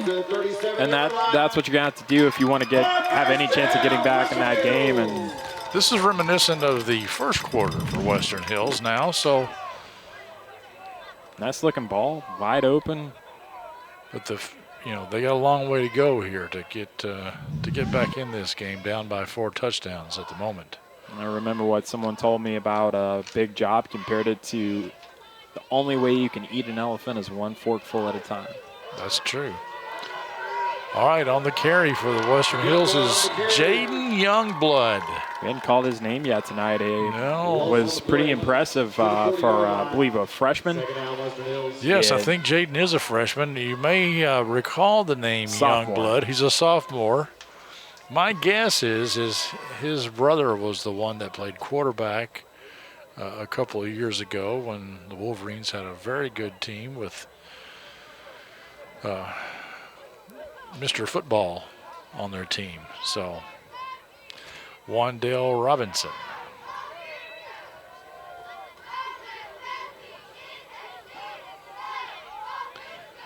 Pistol formation for Western Hills. Engler drops back, fires. It's caught. Looked pretty good. That's Perrin, I believe. Perrin Witt on the catch. Witt on the catch. Spotted at 32. 3rd down, Western Hills. So they are moving the ball methodically down the field. Doing a good job kind of taking what the defense is giving them right now. And Great Crossing looks like maybe they're kind of laying back and kind of hanging back and prevent a little bit. They've got a big lead now, and the clock is going to pretty soon be working in their favor. So still, though, it's 3rd and 4. Wolverines need to convert. They only got two downs to do it.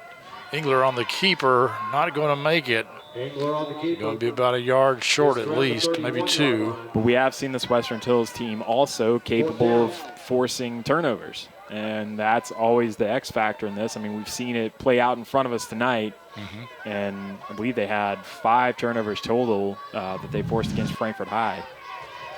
But also another thing that you mentioned, Clint, in passing and maybe playing out here, just the roster size between a 3A and a 5A school. And, that also plays in as far as depth and guys having to take multiple reps. The handoff here, and the Wolverines, I don't think are going to make it. That was Britt on the carry. Yeah, it's just oh, my pushing. goodness. Good job by the officials that time, letting it play out. Yes. That is just wanting it more. I was Quinn. waiting for the whistle to, like, yeah, this play's over. And that's what, if you're, regardless of the outcome, you know, that's got to put a smile on Coach Miller's face because he knows this team has some spirit and some fire left in them. They have some desire. Demetrius Britt with a big run right there. I think he carried about 5 tacklers with him.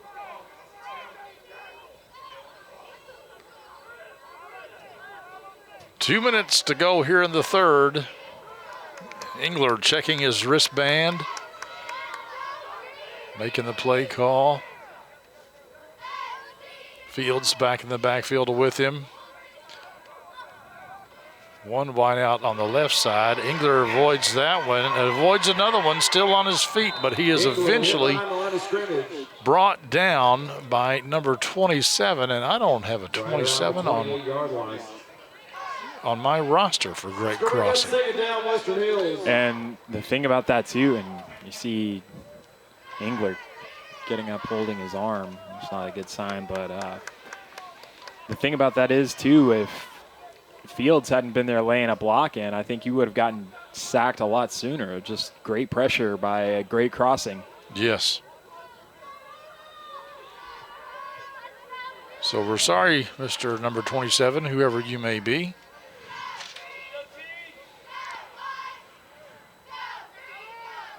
Second and 14, ball's on the 28-yard line. Engler goes back, looking, puts it up. It's wobbly and underthrown, or overthrown perhaps. By number 24, he is down at the 2-yard line. Yeah, I think I couldn't see if there was a Wolverine receiver behind him or not. I think the play had kind of fallen apart on Engler, and you know, he had plenty of time that time, but eventually the pressure started coming, and he just had to kind of find somebody downfield. And looking for Parker, perhaps. That's Jeffrey right there. Apollo Hart Law Firm for a donation tonight for our senior banners, and Diane Strong for a donation of our senior face mask tonight. Thank you for your donations to Western Hills. Warhawks get it out to the 2-yard line on the interception. But one thing I will say, you've given your defense a little bit of time to watch and rest. A nice big sustained drive. Didn't end the way you wanted to, but field position is definitely in your favor at the moment. If you can, you know, get in there and tackle for a loss right now, you get a safety, you get the ball back. They keep it on the keeper. And they get, you always get forward progress, so I think he got about a yard. Well, half a yard. 52 is Alan Schultz. The Wolverine defense has played pretty well, except for that one time when the secondary allowed a deep pass to wide open Caleb Perry. And Fields with the tackle. And they're only going to get about another yard and a half. We're going to do it on the other side of the field. And that'll bring the third quarter to a close with the Warhawks over the Wolverines, 35-7, here on the Game of the Week. Game of the Week is sponsored by Apex Small Engine Repair, located on the east side of Frankfort at 859 East Main Street, Suite 3A. Apex services most gas-powered engines, push mowers, riding mowers, and zero-turn mowers, as well as handheld equipment. Home of the 3-pull rule, if your equipment doesn't start after 3 pulls, you better call Apex. 502-545-4053. Game of the Week is brought to you by Whitehead Hancock. Whitehead Hancock Plumbing has been serving Frankfort families for more than 100 years. You can trust Whitehead Hancock for all of your plumbing, heating, cooling, and septic needs. Call them today at 502-227-2213 for 24-hour emergency service, or visit their website at whiteheadhancock.com. Thank you, Pizza Inn, for supplying the pre-game meal here to the Cable 10 crew. We appreciate it. What was your favorite? Did you like the barbecue chicken, John? Well, we didn't get here in time to get any of that taco salad pizza. Yeah, I didn't. It was that's gone the by first the time I've I seen got the here. existence Yeah, of that. like, what? So that must have been. Either that or Zach Hubbard stole it and then put it in his car before we got here to, But I take had a home little bit of later. the buffalo chicken pizza and some of the pepperoni, and that was fantastic. I'm kind of hoping there's a little bit more down there when we return to the truck after this game. But I want to thank Pizza Inn for providing that. And Yes, they have been feeding not just the Cable 10 crew, but first responders also. They are open, so you can get in there and get you some pizza for lunch or supper. All right, looks like Rogers back in the game. His shoulder's feeling a little bit better, I guess. Screen pass, and that's not going to pick up much because of Fields. Jacob Fields with the tackle for the Wolverines. And here's where it gets interesting because we've seen difficulty in that punt game for Great Crossing. Yeah, we saw a bad snap earlier, didn't we? Although the punter did a great job getting it off. And if that happens right here, it's... Well, it'll be 2 points for the Wolverines, but we shall see. 2 points in the ball. Jacob Fields really, to me, he's the backbone of this defense. It looks like we might be... they're going to get a false start. That's going to be half the distance to the goal if that's the case. So that'll put it back at the 2.5-yard line. And that means the punter will probably be standing right on the edge of the end zone.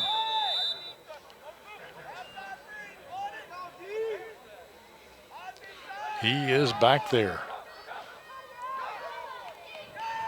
He gets a good snap and does get it off. It's flat, and Rogers is going to pick it up. He's running sideways. Oh, nice block that time. And that was clean. Rogers still on his feet, spins, and gets down to about the 13. And credit to Rogers right there. He's been, and this one might be coming back. Another flag. But credit to Rogers, he's not had the game he would have wanted to have as a senior night, but not ducking away and really stepping up to be counted. Let's see what the call is here. We'll see what the replay shows. I think there may have been 2 separate incidences because one flag is at the 38. It'll come back regardless. But there may have been another one. Here it is. He picks it up and 32. But, yep, he's got his head on the right side. Yeah. Unless it was helmet to helmet. That's all I can figure. I didn't see the other one unless it's coming up here. I didn't either. But to me, I'm like you, Clint. That one looked good. Yeah, I don't know. That's all I can gather is that it was a helmet-to-helmet hit. And you understand why the rules are in place now. Yeah, let's so see the replay guys, here it is. So let's look right. Oh, we saw one where Fields gave one to somebody. And it looked like on that maybe even another one there. Yeah, it looked like he may have just kind of been coming up and under a little bit, and maybe that's why he got the call. But usually if that's the case, then they toss you. So. Yeah. So that's a big play that time. And ball blown dead, but that was a big play that time by the player who we don't have on our roster. That's kind of the player to be named later. That's kind of rude of him to not be on my roster yet have the nerve to make his presence felt in this game. Embarrassing me like that. Put a lot of work into that roster. We've got an official timeout here at 10:47. I'm not sure they're changing the football or maybe we have a deflate gate on our hands here, John. Second down, Western Hills.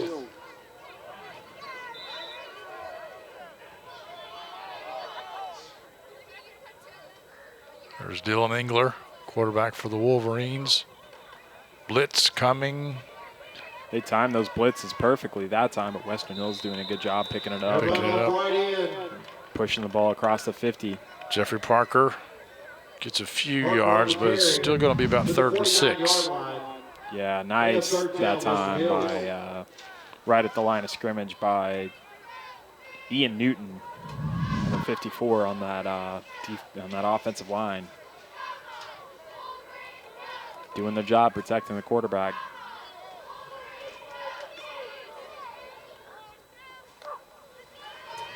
In motion, they hand it off to Parker, but he's going to be just a little short, about 2 to 3 yards short. That'll bring up 4th and 6. I say you go for it right here, John. I don't think you have any choice but to go for it. I mean, you're down by 28 If you consider points. yourself in the game at all, and, you know, stranger things have happened on Cable 10, but if you do consider yourself in the game at all, you really just have to keep the ball moving downfield at this point, and really field position isn't going to do you a whole lot of good when you're down 28 points. England in the shotgun. Britt in motion.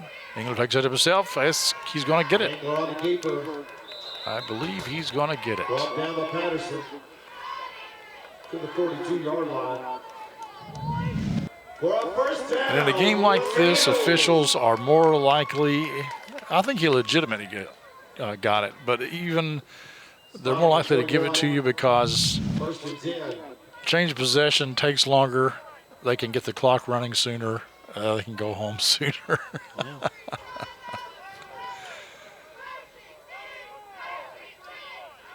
Coming up on 9 minutes left in the game. Some of us get paid by the hour, Clint. That's right. Some of us want it to be called straight down the line. Officials don't, however. They get paid per game. Engler on the rollout gives it to Britt, but he only picks up 2 yards on that reception. That was a nice read by Engler that time, and he has been pretty impressive in the second half with his ability to kind of read the defense, and you know they're short gains, and you know you're looking up at a mountain on the scoreboard, but you know able to execute offense and kind of just, like we said, keep getting positive yardage. There's Demetrius Britt, who just caught the ball. I think Engler was looking for Parker, but he was covered in that last play. Demetrius Britt with a nice game tonight, too.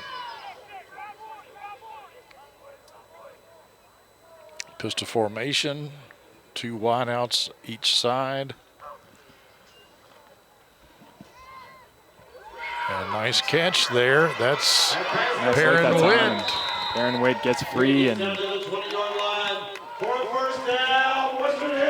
he's caught about every ball that's been thrown to him, I believe, tonight, and he's often been open.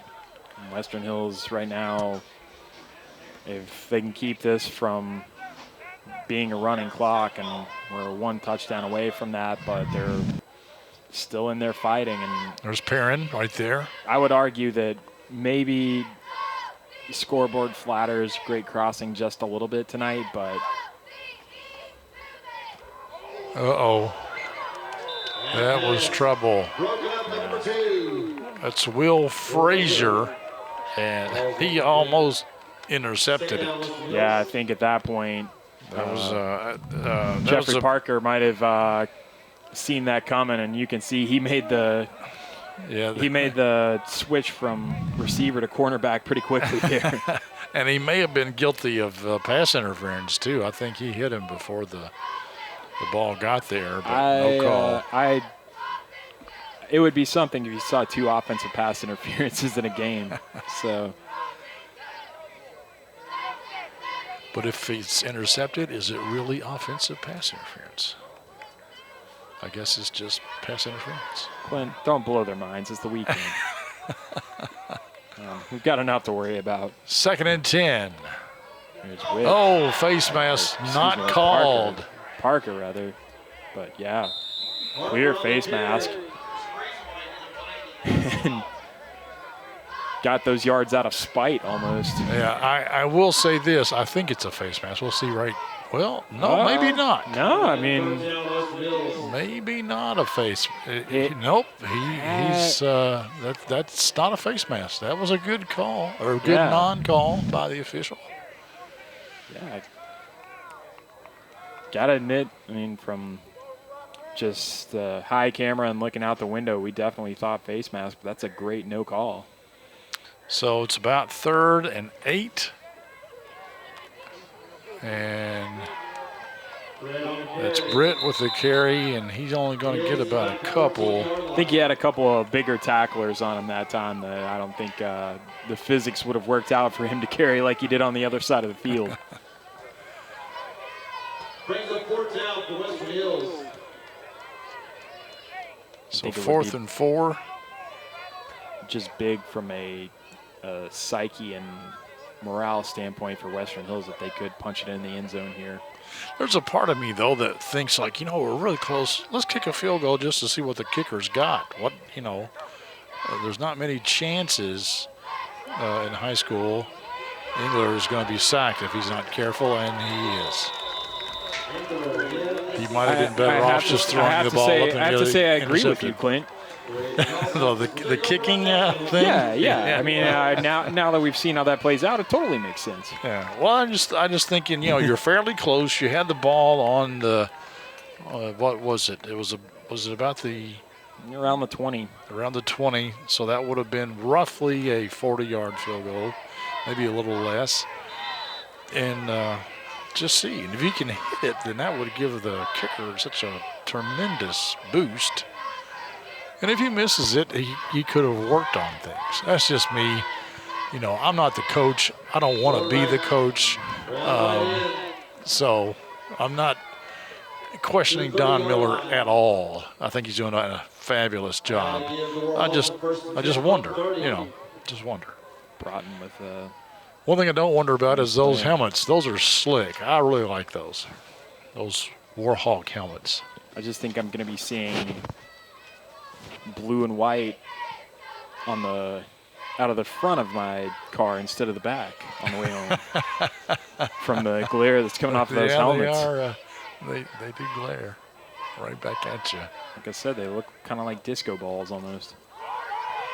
So the handoff, I'm not sure who was on the carry, but I know who's on the tackle. Taylor Childers was one of them, and Fields. Yeah, number 44 to the other one. Great crossing that time. It was like pick your poison. One of us is going to get you. Fields got there first, but Childers was waiting on him. Yeah, Caleb Shively just nowhere to go that time.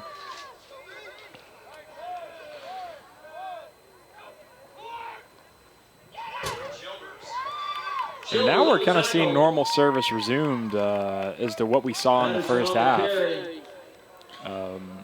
It's so strange, too, because all of Great Crossing's offense is really coming about, besides that one touchdown pass in the first half, it's all pretty much come in the, spanning halftime, about 10 minutes. Yeah. And the rest of the time, I think you may give the slight edge to Great Crossing, but it's pretty much straight down the middle as far as what these teams have been able to do on the ground. Oh, almost a nice tackle by Gage Hill, but Parker was able to bring him down. They may have just gotten him shy of the first down, but I'd say it may also be kind of what you were talking about earlier, Clint. If it's close, they're probably going to give you the benefit of the doubt. Yeah, I mean, 39. No, they didn't give it to him. Yeah. So 4th and a foot. Great Crossing is going to go for it, looks like.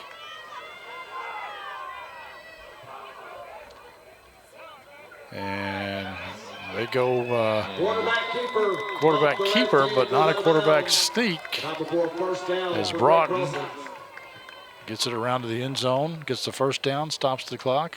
Never since the beginning of the second quarter I've been really impressed with what Broughton's been able to do. He's had probably pound for pound maybe the best player on the field in Caleb Perry on his side, but he's also just shown a lot of poise, a lot of good decision making. Yeah. He's got a nice arm. Broughton He pitches, and that play gets stretched out, but doesn't really go anywhere. Taylor Childers, the junior, in there on the tackle. Now I think maybe you'll see Great Crossing just kind of trying to run some clock. And yeah, I don't think you'll see. The clock is stopped right now because I guess they ran out of bounds. I didn't know that he got out of bounds, but no, I don't think he did.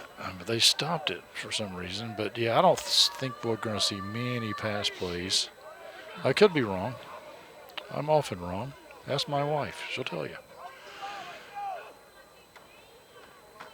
Hand up the middle for a gain of about 4. We got a flag, and that's going to stop the clock. And that's probably going to go against Parker. Personal foul. Yep. Against Western Hills.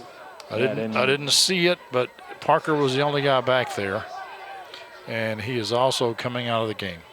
Coach Miller not too happy with him. Is like, you know, he may have. You got to, retain your composure. Retain your composure here, man. Did he get? Yeah, he got thrown out, got tossed. So there you go.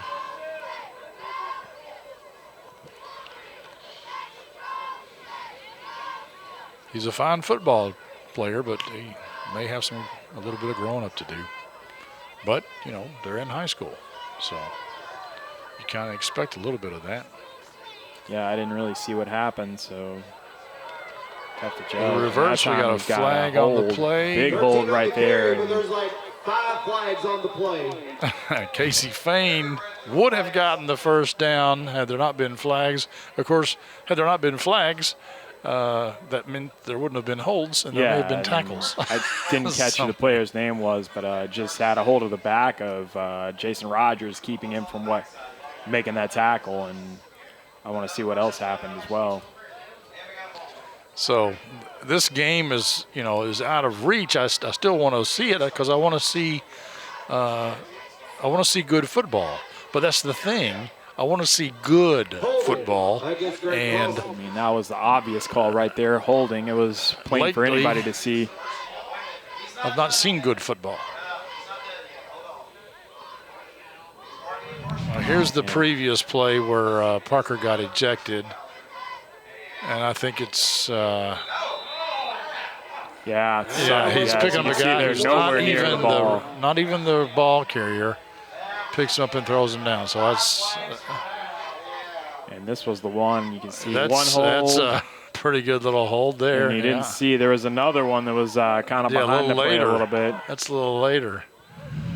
So. Quarterback keeper to the left hand, knocked down by Childers. So that would have.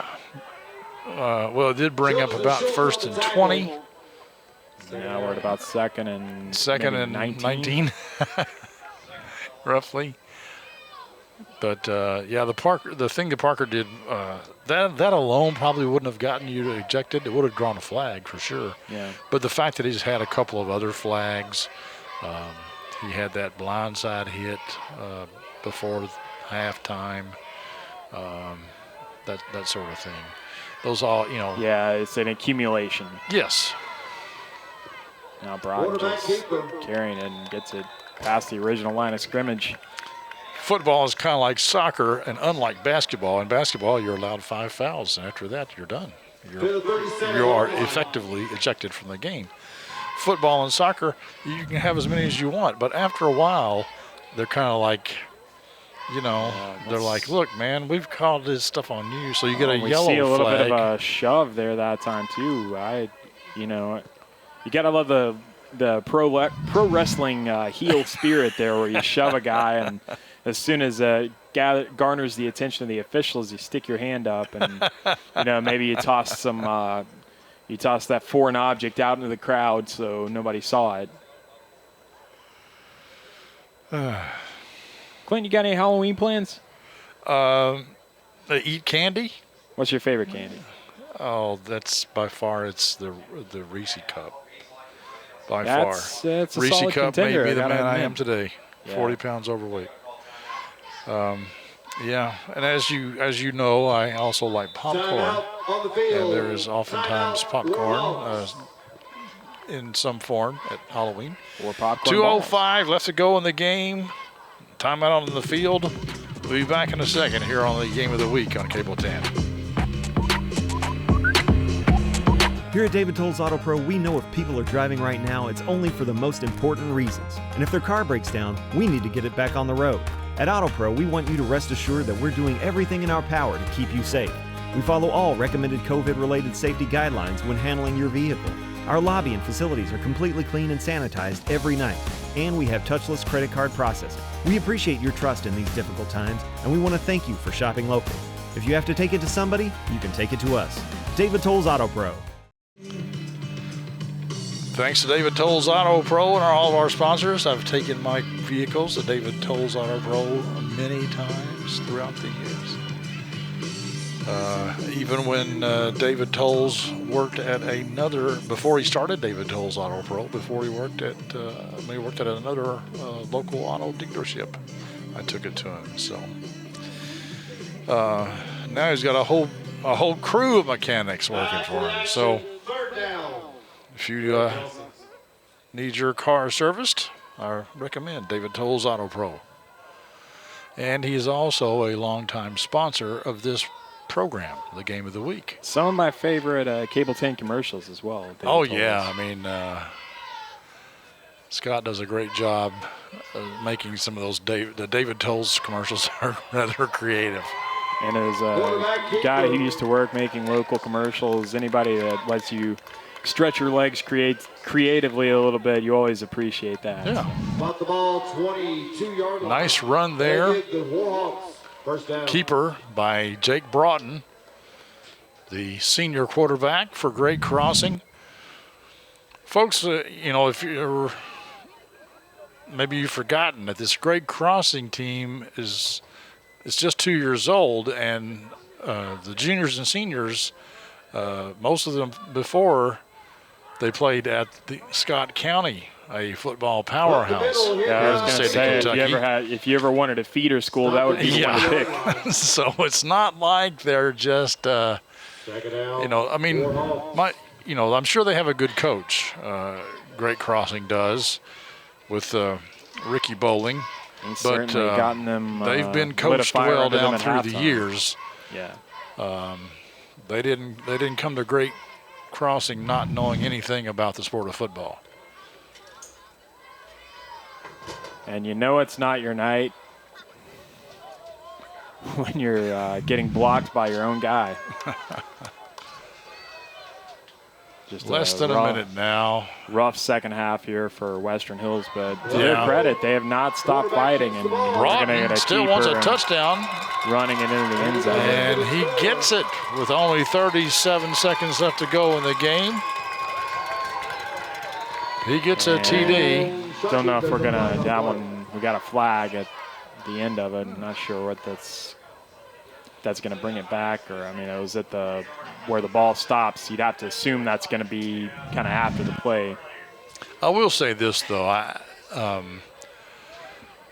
You can't tell your players not to play, but you can say, guys, take a knee, and this game would be over, and you would have won 35-7. It's always going to be one of those things, I will question Mr. Bowling just a little bit on that play call. Yeah, and it's one of those things where you could come out on either side of that. You could say, take a knee, you've got the win.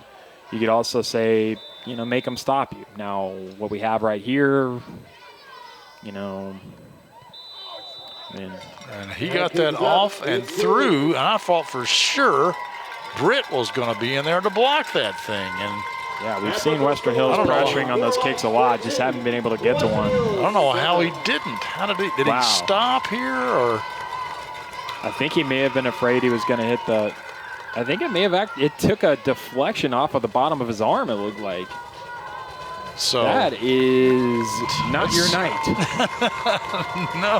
When you're putting enough English on the ball that it's going through the goalposts. Like, wow. So that was an impressive kick by the field goal kicker for the Great Crossing. We've only got 37 seconds left. We're going to keep it here and and see what Western Hills can do on this run back.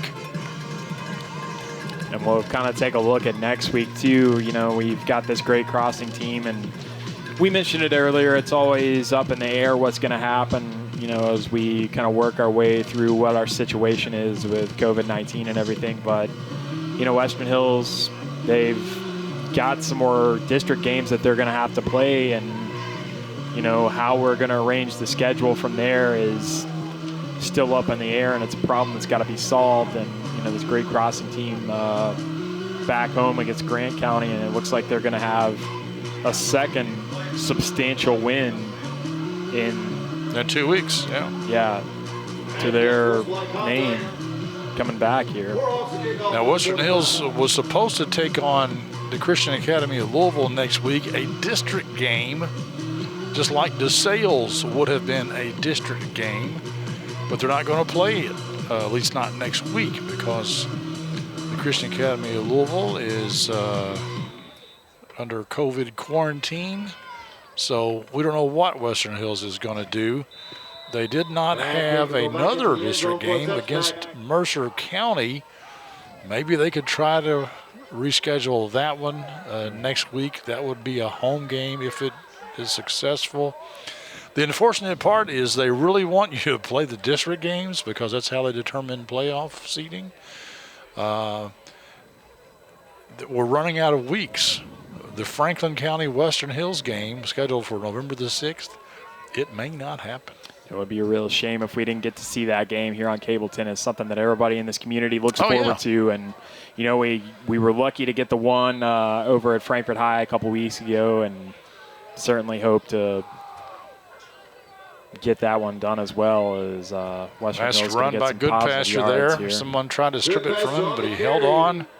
He's had an impressive night the times he's touched the ball. And he has. I would be curious what his yards per carry average is tonight. I think we're probably things are getting chippy out there. Officials probably just want to get this one over with and get to the house at this point.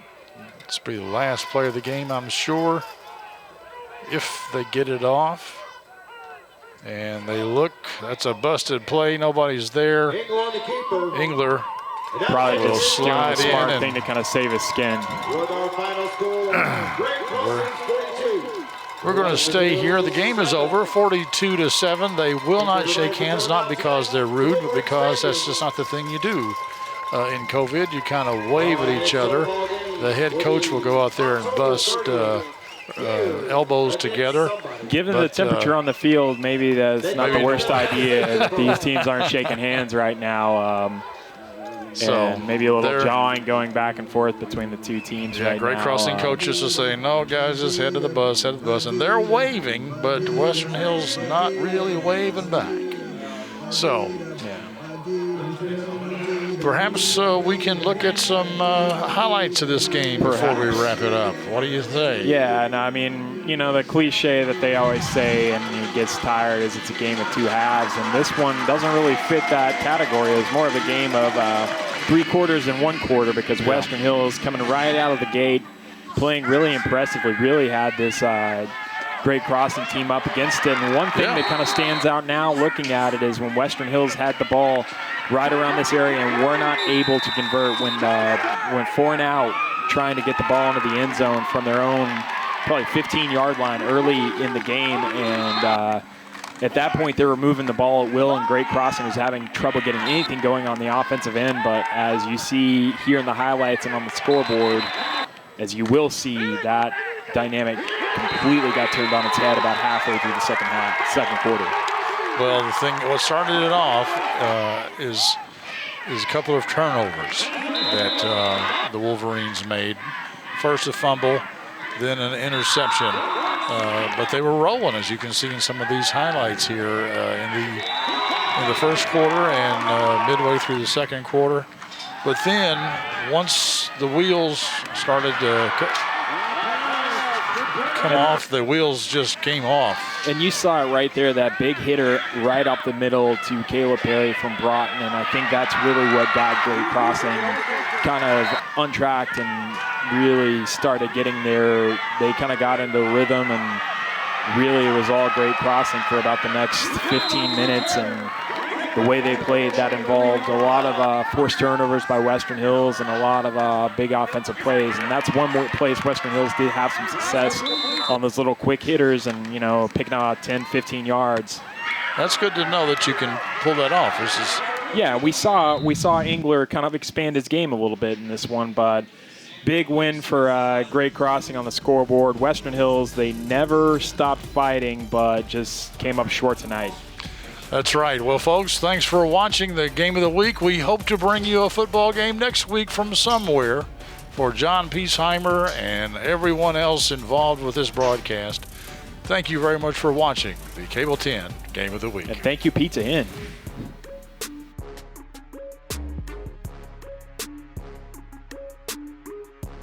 Get a couple in. Let's see what they do. They've got 3rd and 3. First down's really irrelevant here. Let's see if they go to the air.